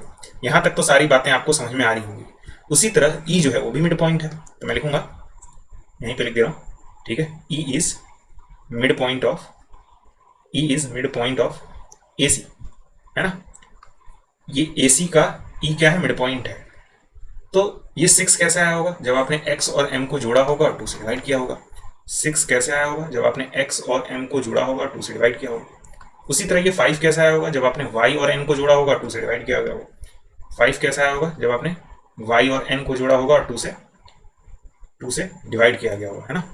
सही बात है, ये 5 कैसा आया होगा? जब आपने Y और N को जोड़ा होगा और 2 से डिवाइड किया गया होगा। ठीक है, 2 6 में मल्टीप्लाई होगा 12 हो जाएगा, 12 बराबर x प्लस एम। ये 2 5 में मल्टीप्लाई होगा तो क्या हो जाएगा 10 बराबर y प्लस एम। बहुत ध्यान से सुनिएगा, मैं क्या करूँगा ना, इसको इसको और इसको अगले पेज पे सॉल्व करूँगा। ये जो 3 इक्वेशन आपको दिख रहे हैं इनको मैं अगले पेज पे सॉल्व करूँगा। तो हमारे पास ये 3 इक्वेशंस थे, है ना, हमारे पास ये 3 इक्वेशन थे और ये 3 इक्वेशन मैंने कहाँ से चुराए हैं, यहाँ से, यहाँ से और यहाँ से। इन तीनों को मैंने पकड़ के लाया है और इस पेज पे मैं तीनों को सॉल्व करूंगा। इसको ध्यान से देखिएगा, बहुत ध्यान से। क्या मैं इस m को इस साइड भेज सकता हूँ? तो आप कहेंगे बिल्कुल भेज सकते हैं भाई, क्या दिक्कत है, माइनस एम हो जाएगा और क्या, a की वैल्यू मिल जाएगी माइनस एम। ठीक है, उसी तरह मैं इस a को उधर भेज सकता हूँ। ठीक, तो क्या हो जाएगा 10 माइनस ए बराबर x हो जाएगा। और a की जगह माइनस एम लिख सकते हैं, a की जगह माइनस एम लिख सकते हैं, तो इस a की जगह मैं माइनस एम लिखूंगा। ये हो जाएगा 10 माइनस माइनस एम बराबर x। ठीक है, तो माइनस माइनस तो आप जानते हैं प्लस हो जाता है, तो जाएगा 10 प्लस एम बराबर x। ठीक है, अब इसको देखिए, हम लोग x की जगह क्या रखेंगे 10 प्लस एम, इस x की जगह हम लोग क्या रखेंगे 10 प्लस एम रखेंगे। आई बस हमें तो जाएगा 12 बराबर x की जगह हमें क्या रखना है 10 प्लस एम, और यहाँ पे प्लस एम ये वाला एज इट इज। ठीक है, तो जाएगा 12 बराबर 10 प्लस 2m, 10 को उधर भेज दिया, 12 माइनस 10 हो जाएगा बराबर 2m। ठीक है, तो ये 2 बराबर 2m हो जाएगा, 2 से 2 1 बार में कट जाएगा, तो m की वैल्यू क्या आ जाएगी 1 आ जाएगी। और अगर m की वैल्यू 1 आ गई तो a की वैल्यू क्या होगी बताइए, है ना, इस m की जगह 1 रखेंगे तो माइनस 1 बराबर a हो जाएगा, मतलब a की वैल्यू क्या आ गई माइनस 1। और अगर a की वैल्यू माइनस 1 आ गई, ठीक है, m की वैल्यू 1 है तो इस m की जगह 1 रख देंगे तो x की वैल्यू आ जाएगी, है ना, ये जाएगा 10 प्लस 1 बराबर x, 11 बराबर x, मतलब x की वैल्यू 11 आ गई। ठीक है, तो जब मैंने इन तीनों को उठा के पकड़ा और सॉल्व किया तो हमें तीनों की वैल्यू मिल गई।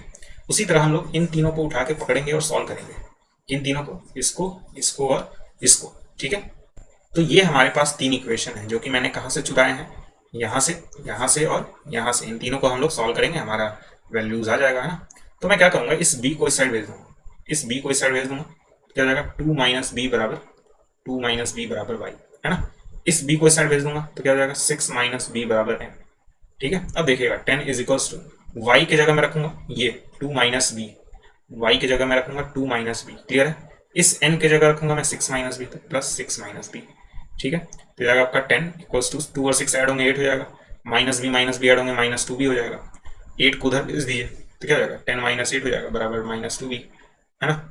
10 माइनस 8 करेंगे तो क्या आएगा, 10 माइनस 8 करेंगे तो 2 आएगा, तो 2 बराबर माइनस 2 बी, ये माइनस 2 इधर आएगा तो डिवाइड में आएगा, तो 2 बाई माइनस 2 बराबर बी, 2 से 2 1 बार में कटेगा तो आंसर आएगा माइनस 1। तो बी की वैल्यू क्या आ गई माइनस 1 आ गई, बी की वैल्यू माइनस 1 आ गई। यहाँ पे रखेंगे तो एन की वैल्यू आ जाएगी, हमें तो पता ही था कि 6 माइनस बी बराबर क्या है एन है, तो 6 माइनस बी की जगह माइनस 1 रखेंगे, माइनस माइनस प्लस जाएगा, 6 प्लस 1 की वैल्यू एन हो जाएगी, 7 बराबर एन हो जाएगा, यानी एन की वैल्यू 7 आ जाएगी। ठीक है, हम लोग यहाँ पे रखेंगे तो वाई की वैल्यू आ जाएगी, 2 माइनस बी बराबर क्या है वाई है, 2 माइनस बी की जगह माइनस 1 रखेंगे तो बराबर वाई मिलेगा, 2 प्लस 1 हो जाएगा, 2 प्लस 1 बराबर वाई, तो 3 बराबर वाई। तो वाई की वैल्यू हमें फाइनली क्या मिलेगी 3 मिलेगी। ठीक है, क्लियर है कि नहीं। हमें निकालना क्या क्या था, हमें कोऑर्डिनेट्स निकालने थे एक्स वाई ए बी और एम एन। ठीक है, क्लियर है। तो ए मतलब क्या था, ए मतलब था आपका एक्स वाई, एक्स की वैल्यू क्या आई है 11 आई है और वाई की वैल्यू क्या आई है 3 आई है। बी मतलब क्या था ए बी, ए की वैल्यू क्या आई है -1 और बी की वैल्यू क्या आई है वो भी -1, है ना। मैं सर हटा लेता हूँ आपको ताकि दिखे, एम कॉमा एन आया था सी, एम की वैल्यू क्या आई थी बताइए, एम की वैल्यू आई थी, ठीक है, काम करने में हट ही जाता हूँ ना, अब शायद आपको दिखेगा आराम से, यहाँ पे कर लीजिएगा बी -1 कॉमा -1, सी एम की वैल्यू 1 आई थी और एन की वैल्यू क्या आई थी, एन की वैल्यू आई थी 7। ठीक है, क्लियर है। इसका मतलब यहाँ पे 11,3 होना चाहिए था, यहाँ पे -1 कॉमा -1 होना चाहिए था, और यहाँ पे क्या होना चाहिए था 1,7, यहाँ पे क्या होना चाहिए था 1,7। आ रहा है बात समझ में, हाँ बताइए। अब देखिए 14th क्वेश्चन है, a city has two main roads which cross each other at the centre of the city, these two roads are along the north south direction and east west direction, all the other streets of the city run parallel to these roads and are 200 meter apart, there are 10 streets in each direction। First question में पूछ रहा है, using 1 centimetre equals to 200 metre draw a model of the city in your notebook, represents the road streets by single lines. ठीक है, तो question में कह रहा है कि एक शहर है जिसमें 2 मेन रोड हैं, है ना, जो कि एक दूसरे को सेंटर ऑफ द सिटी में क्रॉस करते हैं। These two roads are along the north-south direction and east-west direction. All the other streets of the city run parallel to these roads and are 200 meter apart. There are 10 streets in each direction. ठीक है, याद रखिएगा total 10 सड़कें हैं हर direction में, north south direction में भी और ईस्ट वेस्ट डायरेक्शन में भी टोटल 10 सड़कें हैं, और 2 सड़कें बीचों बीच में एक दूसरे को क्रॉस कर रही हैं। तो मान लीजिए कि ये जो सड़कें हैं, ये जो सड़क है और ये जो सड़क है, ये 2 मेन सड़क हैं, ठीक है, और दोनों सेंटर ऑफ द सिटी में इंटरसेक्ट कर रही हैं, ठीक है। ये 5th नंबर वाले मेन सड़कें हैं, ठीक है, बात समझ में आ रही है। तो ये दोनों सेंटर ऑफ द सिटी में क्या कर रहे हैं, इंटरसेक्ट कर रहे हैं। तो ये आपका क्या हो गया, सेंटर ऑफ द सिटी हो गया। क्लियर है। क्वेश्चन में कहा था कि अगर ये 2 मेन सड़कें हैं तो इनके पैरेलल और भी सड़कें चल रही हैं, जैसे देखिए ये है, ये है, ये है, ठीक है। तो इनका मॉडल बनाना था, तो यहाँ पे मैंने मॉडल बना के रख लिया है। ध्यान ये दीजिएगा कि यहाँ पे लिखना मत भूलिएगा कि 1 सेंटीमीटर बराबर 200 मीटर। ये आपका मॉडल है। मॉडल में ध्यान रखिएगा कि ये वाली सड़क मेन सड़क है और ये वाली सड़क मेन सड़क है, दोनों जहां टकरा रहे हैं वो सेंटर ऑफ द सिटी है, ठीक है। इसको मैं सी लिख देता हूँ, सी से समझ में आएगा कि ये सेंटर ऑफ द सिटी है, ठीक है। और साथ में मैंने इन्हें लाल भी कर दिया ताकि आपको मालूम चले कि ये 2 मेन स्ट्रीट्स हैं। इनके अगल बगल क्या है, और भी स्ट्रीट्स हैं जो कि पैरेलल रन कर रहे हैं, ठीक है। तो पहला क्वेश्चन का आंसर तो हो गया, हम लोगों को मॉडल बनाना था, हम लोगों ने मॉडल बना दिया है, ठीक है। सेकंड क्वेश्चन पे आते हैं। सेकंड कह रहा है there are streets intersection in the model, each street intersection is formed by 2 streets, one running in the north south direction and another running in east west direction. Each street intersection is referred to in the following manner: if the second street running in the north south direction and 5th street in the east west direction meet at the some crossing, then we call this street intersection 2,5. Using this convention, find how many street intersection can be referred as 4,3. ठीक है। कितने जो street intersection होंगे जिनको हम लोग 4,3 कह पाएंगे। सिंपल सा यही पूछ रहा है, ज्यादा पढ़ना होना नहीं है, ठीक है। तो देखिए 4 ये है और 3 ये है, तो दोनों कहाँ पे टकरा रहे हैं, तो ये आपका इंटरसेक्शन हो गया, ठीक है। ये आपका इंटरसेक्शन हो गया, ये वाला पॉइंट, ये क्या है आपका 4,3 है। तो क्वेश्चन में पूछा है कि ऐसे कितने पॉइंट होंगे, तो आप ही बताइए, ऐसे तो एक ही पॉइंट होगा ना। तो सेकंड का आंसर क्या जाएगा, सेकंड का एक आंसर 1 हो जाएगा, है ना। ऐसे टोटल एक ही इंटरसेक्शन तो है, ये 4 है और ये 3 है। 4 वाला स्ट्रीट और 3rd वाला स्ट्रीट कहाँ पे टकरा रहा है, यहाँ पे टकरा रहा है। तो ऐसे कितने पॉइंट है, एक ही पॉइंट है। आई बात समझ में। अब देखिएगा आगे बोल रहा है how many street intersection can be refer to as 3,4। अब कितने 3,4 रिफर किए जा सकते हैं, ठीक है। तो 3,4, तो 3 आपका ये है, 4 आपका ये है, दोनों कहाँ टकरा रहे हैं, यहाँ पे टकरा रहे हैं, ठीक है। दोनों कहाँ टकरा रहे हैं, यहाँ पे। तो ये आपका क्या जाएगा 3,4। ऐसे कितने पॉइंट है, तो आप कहेंगे ऐसा तो एक ही पॉइंट है बस, है ना, जिसको हम लोग 3,4 कह रहे हैं। तो सेकंड के बी का भी आंसर क्या हो जाएगा, 1 हो जाएगा। उम्मीद करता हूं सोल्यूशन आपको समझ में आया होगा। बहुत ही हलवा सा क्वेश्चन था। समझ में आ गया तो वीडियो को लाइक जरूर कर दीजिएगा। अब देखिए क्वेश्चन नंबर 15 है, a computer graphics program display images of a rectangular screen whose coordinate system has the origin of at the bottom left corner. The screen is 800 pixel wide and 600 pixel high. A circular icon of radius 80 pixel is drawn with its center at the point A 100,150. Another circular icon of radius 100 pixel is drawn with its center at the point B 250,230. Determine whether any part of the either circle lies outside the screen, whether the two circle intersect each other. Question में कह रहा है ना, बहुत ध्यान से सुनिएगा। Question में कह रहा है कि एक कंप्यूटर ग्राफिक्स है जो कि एक इमेज डिस्प्ले करता है रेक्टेंगुलर स्क्रीन के ऊपर। रेक्टेंगुलर स्क्रीन का जो कोऑर्डिनेट सिस्टम है उसका जो ओरिजिन है वो बॉटम लेफ्ट कॉर्नर पे है। स्क्रीन 800 पिक्सल वाइड है, 600 पिक्सल हाई है। तो मैंने स्क्रीन का एक मॉडल बना के तैयार कर लिया है। आप देख सकते हैं यहाँ पे ओरिजिन है, ठीक है, यहाँ पे ओरिजिन है, यहाँ पे मैं मेंशन भी कर देता हूँ ना। ये आपका क्या है, ओरिजिन है जो कि बॉटम लेफ्ट कॉर्नर पे है, 800 पिक्सल वाइड है और 600 पिक्सल हाइट है, ठीक है। और ये आपका फाइनल कंप्यूटर स्क्रीन है जहां पे इमेज डिस्प्ले किया जाएगा, ठीक है। क्वेश्चन में आगे बोला है एक सर्कुलर आइकन है जिसका रेडियस 80 पिक्सल है और सेंटर जो है वो ए पर है 100,150, ठीक है। रेडियस 80 है और सेंटर कहाँ पे है, 100,150 पे है। तो पहले सेंटर ढूंढते हैं। सेंटर यहाँ पे होगा, ये आपका ए होगा, है ना, 100,150। देखिए ये 100 है और ये 150 है। इस पॉइंट ए पर 80 पिक्सल का रेडियस ड्रॉ किया गया है। इस पॉइंट ए पर 80 पिक्सल का रेडियस ड्रॉ किया गया है। तो रेडियस अगर ड्रॉ किया गया है तो सर्कल कितना बड़ा बनेगा, क्या सर्कल इस बाउंड्री के इधर चला जाएगा। आप कहेंगे यहां से यहां तक 100 है, तो अगर 80 सेंटीमीटर का या सॉरी 80 पिक्सल का रेडियस ड्रॉ करेंगे तो मैक्सिमम टू मैक्सिमम यहां तक जाएगा, है ना, इसको थोड़ी क्रॉस कर जाएगा। इस पॉइंट ए से इस पॉइंट के बीच की दूरी 100 है। क्वेश्चन में कह रहा है रेडियस 80 होना चाहिए, तो जब रेडियस 80 होगा तो ज्यादा ज्यादा यहीं तक जाएगा ना सर्कल। ऊपर ज्यादा ज्यादा यहां तक जाएगा, इधर साइड कहीं भी जाएगा, यही फर्क पड़ता है, नीचे भी ज्यादा ज्यादा यहीं तक जाएगा। मतलब इस स्क्रीन को क्रॉस नहीं कर पाएगा वो सर्कल, है ना। आप देख भी सकते हैं यहाँ पे मैंने सर्कल ड्रॉ भी कर दिया है। सर्कल का रेडियस कितना है, 80 है ना। सर्कल का रेडियस कितना है, 80 है। तो ये 80 हो गया, ऊपर भी 80, नीचे भी 80, है ना, और इस साइड भी 80, चारों तरफ 80 हो जाएगा। आप देख सकते हैं सर्कुलर आइकन स्क्रीन के बाहर नहीं जा रहा है, ठीक है। कह रहा है एक और सर्कुलर आइकन है जिसका रेडियस 100 है और सेंटर है 250,230 पर। 250,230 पर सेंटर है। 250,230, 250 यहाँ पे है, 230 कहाँ पे होगा भाई, 230 होगा, ये 200 है, ठीक है। 200 है तो 230 कुछ यहाँ पे होगा, ठीक है, यहाँ पे होगा। ये आपका पॉइंट बी है, बता दे रहा हूँ कैसे, ठीक है। ये देखिए 250 हो गया, क्योंकि 200 और 300 के बीच में है तो ये 250 हो गया। यहाँ पे 200 है, 230 चाहिए था तो 250 से नीचे आएगा तो यहाँ पे कहीं आएगा। और यहाँ पे हमें 100 पिक्सल का रेडियस का सर्कल ड्रॉ करना है, 100 पिक्सल रेडियस का सर्कल ड्रॉ करना है, ठीक है। तो अगर यहाँ से 100 का ड्रॉ करेंगे तो यहाँ तक सर्कल जाएगा, है ना, सर्कल यहाँ तक जाएगा, तो सर्कल बना लेते हैं। तो ध्यान से देखिए, मैंने इस बी पॉइंट से एक सर्कल ड्रॉ किया है जिसका रेडियस 100 है। देखिए यहाँ से यहाँ तक 100 है ना, और यहाँ से यहाँ तक भी 100 है, ऊपर भी 100 है, नीचे भी 100 है, ठीक है। सर्कल मैंने ड्रॉ कर दिया है, रेडियस कितना है, 100 है। ये आपका रेडियस कितना है बताइए, रेडियस 100 पिक्सल होना चाहिए था, तो 100 पिक्सल का मैंने रेडियस का सर्कल ड्रॉ कर दिया है पॉइंट बी से। क्वेश्चन में पूछा था whether any part of the either circle lies outside the screen. Question में कह रहा है कि क्या इन दोनों सर्कल का जो कोई सा भी पार्ट है वो स्क्रीन के बाहर है क्या। स्क्रीन आपका यहाँ तक है और यहाँ तक है, कोई पार्ट बाहर जा रहा है क्या, क्या ये दोनों सर्कल स्क्रीन के बाहर जा रहे हैं, नहीं जा रहे हैं, तो पहले का आंसर नो हो जाएगा। इतना सिंपल सा क्वेश्चन था, फर्स्ट वाले का आंसर क्या हो जाएगा, नो हो जाएगा। सेकंड में क्या पूछा है, whether the two circle intersect each other. आप देख सकते हैं दोनों सर्कल इंटरसेक्ट कर रहे हैं, है ना, दोनों सर्कल इंटरसेक्ट कर रहे हैं, तो सेकंड का आंसर क्या हो जाएगा, यस हो जाएगा। ये तो सिंपली बस ग्राफ के ऊपर प्लॉट कर दिए, आपको मालूम चल जाता है सारे आंसर्स, है ना, बहुत ही क्वेश्चन हलवा सा था। तो अब देखिए क्वेश्चन नंबर 16 है, जो कि लास्ट क्वेश्चन है एंड ऑफ चैप्टर एक्सरसाइज का। कह रहा है plot the points A B C and D. कह रहा है इन चारों पॉइंट्स को क्या करिए, प्लॉट करिए इन द कोऑर्डिनेट प्लेन। ठीक है, तो प्लॉट कर देते हैं, क्या दिक्कत है। तो हमें प्लॉट करना है 2,1। 2,1 बताइए क्या यहाँ पे होगा, है ना, तो यहाँ पे मैं लिख देता हूँ ए, ठीक, क्लियर है।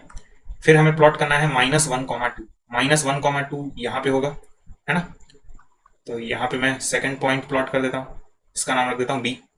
थर्ड कह रहा है -2, -1, तो -2, -1 यहाँ पे होगा, है ना, देख सकते हैं -2, -1, ठीक है। तो आपका पॉइंट सी यहाँ पे होगा, ठीक। कह रहा है पॉइंट डी जो है वो 1, -2 है, तो 1, -2 कहाँ पे होगा, 1, -2 यहाँ पे होगा, है ना। तो आपका ये रहा 1, -2, ये आपका 1, -2 डी है। क्वेश्चन में कह रहा है is ABCD a square, can you explain why, what is the area of the square. Question में कह रहा है पता करके बताइए कि ये चारों मिलकर एक स्क्वायर बना रहे हैं कि नहीं बना रहे हैं, ठीक है। तो पहले चारों को ज्वाइन करेंगे हम लोग। तो यहाँ पे देखिए मैंने चारों पॉइंट्स को ज्वाइन कर दिया है। आप लोग कह रहे होंगे कि देखने में तो स्क्वायर लग रहा है, लेकिन मैथ में देखने से काम नहीं चलता है, मैथ में चाहिए होता है कैलकुलेशन। हम लोग इस फिगर को स्क्वायर तब बोलेंगे जब चारों साइड आपस में बराबर हों और साथ में डायगोनल आपस में बराबर हो, तब जाके स्क्वायर बोलेंगे। मैं क्या कह रहा हूँ ध्यान से सुनिएगा, इस फिगर को स्क्वायर तब बोलेंगे जब चारों साइड आपस में बराबर हों और साथ में डायगोनल भी बराबर हो। कई लोगों के मन में सवाल आ रहा होगा डायगोनल बराबर होने की क्या जरूरत है। डायगोनल बराबर इसलिए होना चाहिए क्योंकि चारों साइड इक्वल रोम्बस में भी होते हैं, है ना, इसीलिए डायगोनल बराबर होना चाहिए। याद रखिएगा, अगर हमें प्रूफ करना है कि ये एक स्क्वायर है तो हमें दिखाना पड़ेगा चारों साइड का लेंथ इक्वल है और डायगोनल का भी लेंथ इक्वल है। तो हम लोग ए और बी का पहले डिस्टेंस निकालेंगे, ए और बी के बीच में डिस्टेंस हम लोग डिस्टेंस फॉर्मूला से निकालेंगे, ठीक है। डिस्टेंस फॉर्मूला से जो कि होता है √x1 - x2 का स्क्वायर प्लस y1 - y2 का स्क्वायर। इसके मदद से हम लोग डिस्टेंस निकालेंगे ए और बी के बीच में, ठीक है। तो पहला डिस्टेंस हम लोग निकालने जा रहे हैं ए और बी का। तो ए क्या है 2 है, बी सॉरी 2,1 है, और बी आपका क्या है -1,2 है ना। तो आप जानते हैं ये x1 हो जाता है, ये y1 हो जाता है, ये x2 हो जाता है और ये y2 हो जाता है ना, इतना तो जानते ही होंगे। फॉर्मूला लगाएंगे, हमें निकालना है ए बी यानी distance between A and B. तो क्या करते हैं बताइए, सिंपल सा चीज़ है, क्या करते हैं x1 में से x2 माइनस करते हैं, तो 2 में से माइनस करेंगे, -1 को उसका स्क्वायर करेंगे, प्लस y1 में से y2 माइनस करते हैं यानी 1 में से 2 माइनस करेंगे, उसका स्क्वायर करेंगे। आप लोगों के मन में सवाल आ रहा होगा 2 बार माइनस क्यों आ रहा है, तो मैं बता देता हूँ। 2 में से माइनस करना था -1 को, तो 2 बार माइनस नहीं आएगा, क्या आप ही सोच के बताइए, है ना। तो ये क्या हो जाएगा √2 -1 मिलकर प्लस हो जाएगा, तो ये जाएगा 2 + 1 का स्क्वायर प्लस ये हो जाएगा -1 का स्क्वायर, है ना। तो 2 + 1 मतलब 3 होता है, 3 का स्क्वायर 9 होता है, और यहाँ पे 1 का स्क्वायर 1 होगा, तो 9 + 1 रूट के अंदर 10 आएगा। √10 सॉल्व करने की जरूरत नहीं है ना, नौकर थोड़ी ना कि सॉल्व करेंगे √10 भी। अब हम लोग सेकंड में डिस्टेंस निकालेंगे किसके किसके बीच, ध्यान से सुनिएगा। अब हम लोग बी और सी के बीच का डिस्टेंस निकालेंगे, क्योंकि अभी हमने देखा कि ये डिस्टेंस आया है √10, है ना, अलग पेन से लिख देता हूँ, ये डिस्टेंस आपका आया है √10, याद रखिएगा। अब हम लोग बी और सी के बीच में डिस्टेंस निकालेंगे, बी और सी के बीच में। तो बी आपका क्या है, बी आपका है -1,2, सी आपका है -2, -1, ठीक है। तो आप तो जानते ही हैं कि ये x1 होगा, ये y1 होगा, ये x2 होगा और ये y2 होगा। तो बी सी निकालना है ना, डिस्टेंस बी सी निकालना है। तो √ हमें क्या करना है, x1 में से x2 माइनस करना है, तो -1 में से माइनस करेंगे -2 को, उसका स्क्वायर आएगा, 2 बार माइनस आएगा। 2 में से फिर माइनस करना है -1 को, 2 में से माइनस करना है -1 को, उसका स्क्वायर करना है, क्योंकि y1 - y2 कैलकुलेट करना होता है, ठीक है। ये हो जाएगा √ -1 + 2 हो जाएगा, माइनस माइनस प्लस होगा, यहाँ पे 2 + 1 हो जाएगा, इसका स्क्वायर, ठीक है। ये हो जाएगा -1 का स्क्वायर और ये हो जाएगा 3 का स्क्वायर। तो -1 का स्क्वायर तो 1 होता है, 3 का स्क्वायर 9 होता है, 9 + 1 मिलकर 10 हो जाता है। तो हम लोगों ने क्या किया, बी और सी के बीच का भी डिस्टेंस निकाल लिया है, कितना आया है, √10 आया है। अब हम लोग सी और डी के बीच का डिस्टेंस निकालेंगे। सी और डी के बीच का डिस्टेंस हम लोग अब निकालेंगे। थर्ड में सी क्या है, -2 -1, डी क्या है आपका 1, -2। तो पता तो है ही आपको, ये x1 हो जाएगा, ये y1 हो जाएगा, ये x2 हो जाएगा और ये y2 हो जाएगा, ठीक। तो सी डी निकालेंगे, है ना। तो क्या हो जाएगा, अंडर रूट, और ध्यान से सुनिएगा, ये हो जाएगा अंडर रूट x1 में से x2 को माइनस करेंगे, x1 में से x2 को माइनस करेंगे तो -2 -1 का स्क्वायर प्लस y1 में से y2 माइनस करेंगे, यानी -1 करेंगे, -1 करेंगे -2 के साथ और उसका स्क्वायर, 2 बार माइनस आएगा, ठीक है। कैलकुलेशन बहुत संभल के कीजिएगा, नहीं तो लेने के देने पड़ जाएंगे। अंडर रूट ये आ जाएगा -3 का स्क्वायर, ये जाएगा -1 + 2 का स्क्वायर, है ना, माइनस माइनस प्लस होता है, 3 का स्क्वायर 9 होगा, और इसको सॉल्व करेंगे -1 आएगा, -1 का स्क्वायर 1 होगा, तो यहाँ भी क्या जाएगा, √10 आ जाएगा, ठीक है। तो इसका मतलब ये है कि सी और डी के बीच का भी डिस्टेंस क्या है, √10 है। अब हम लोग डी और ए के बीच का डिस्टेंस निकालेंगे, किसके किसके बीच में, डी और ए का। तो डी आपका 1, -2 था और ए आपका 2, 1 था। तो फोर्थ वाले पार्ट में हम लोग क्या करेंगे, डी जिसका कोऑर्डिनेट क्या दिया है 1, -2, 1, -2, और ए आपका क्या दिया है 2, 1, इनके बीच का डिस्टेंस हम लोग निकालेंगे, ठीक है। तो ये आपका x1, ये y1, ये x2 और ये y2, ठीक है। तो ये जाएगा आपका डिस्टेंस डी ए, ठीक है। अंडर रूट क्या हो जाएगा, x1 - x2 यानी 1 में से 2 माइनस करेंगे और उसका स्क्वायर करेंगे, प्लस y1 - y2 यानी -2 में क्या करेंगे, -1 करेंगे उसका स्क्वायर करेंगे, ठीक है। तो ये जाएगा अंडर रूट -1 का स्क्वायर प्लस -3 का स्क्वायर हो जाएगा, ठीक है। ये जाएगा अंडर रूट में 1 + 9 दैट इज √10 अगेन। इसका मतलब चारों के चारों √10 आ गए हैं, और चारों के चारों अगर √10 आ गए हैं तो या तो अब ये स्क्वायर होगा या तो रोम्बस होगा, लेकिन हमें प्रूफ करना है कि ये स्क्वायर है। तो स्क्वायर प्रूफ करने के लिए हम लोग दिखाएंगे कि डायगोनल इक्वल है, डायगोनल इक्वल हो गया तो स्क्वायर हो जाएगा। यानी अब हम लोग निकालेंगे डी, अब हम लोग क्या निकालेंगे, डी, ठीक है।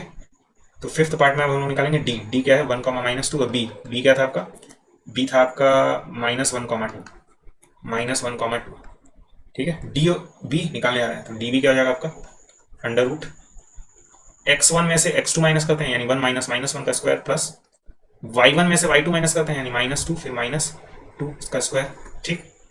ये हो जाएगा अंडर रूट 1 -1 + 2 हो जाएगा इसका स्क्वायर, ये -4 का स्क्वायर हो जाएगा, 2 का स्क्वायर 4 होता है ना। इसको मिटा दे रहा हूँ, इसको भी मिटा दे रहा हूँ, 2 का स्क्वायर क्या होता है 4, 4 का स्क्वायर 16 होता है। ये हो जाएगा √20, ठीक है। इसका मतलब ये है कि ये जो डायगोनल है ना, दिख रहा है ना, ये डायगोनल, ये जो डायगोनल है इसका लेंथ कितना है, √20 है। डायगोनल का लेंथ कितना है, √20 है। इस डायगोनल का लेंथ √20 है। अब इस डायगोनल का लेंथ निकालेंगे AC का, है ना, ठीक है। AC का लेंथ निकालेंगे तो सिक्स्थ पार्ट में A क्या था आपका 2, 1 और C आपका क्या था, आई थिंक दोनों माइनस थे ना, -2, -1 था, -2, -1, ठीक है। तो हमें निकालना है AC, ठीक है।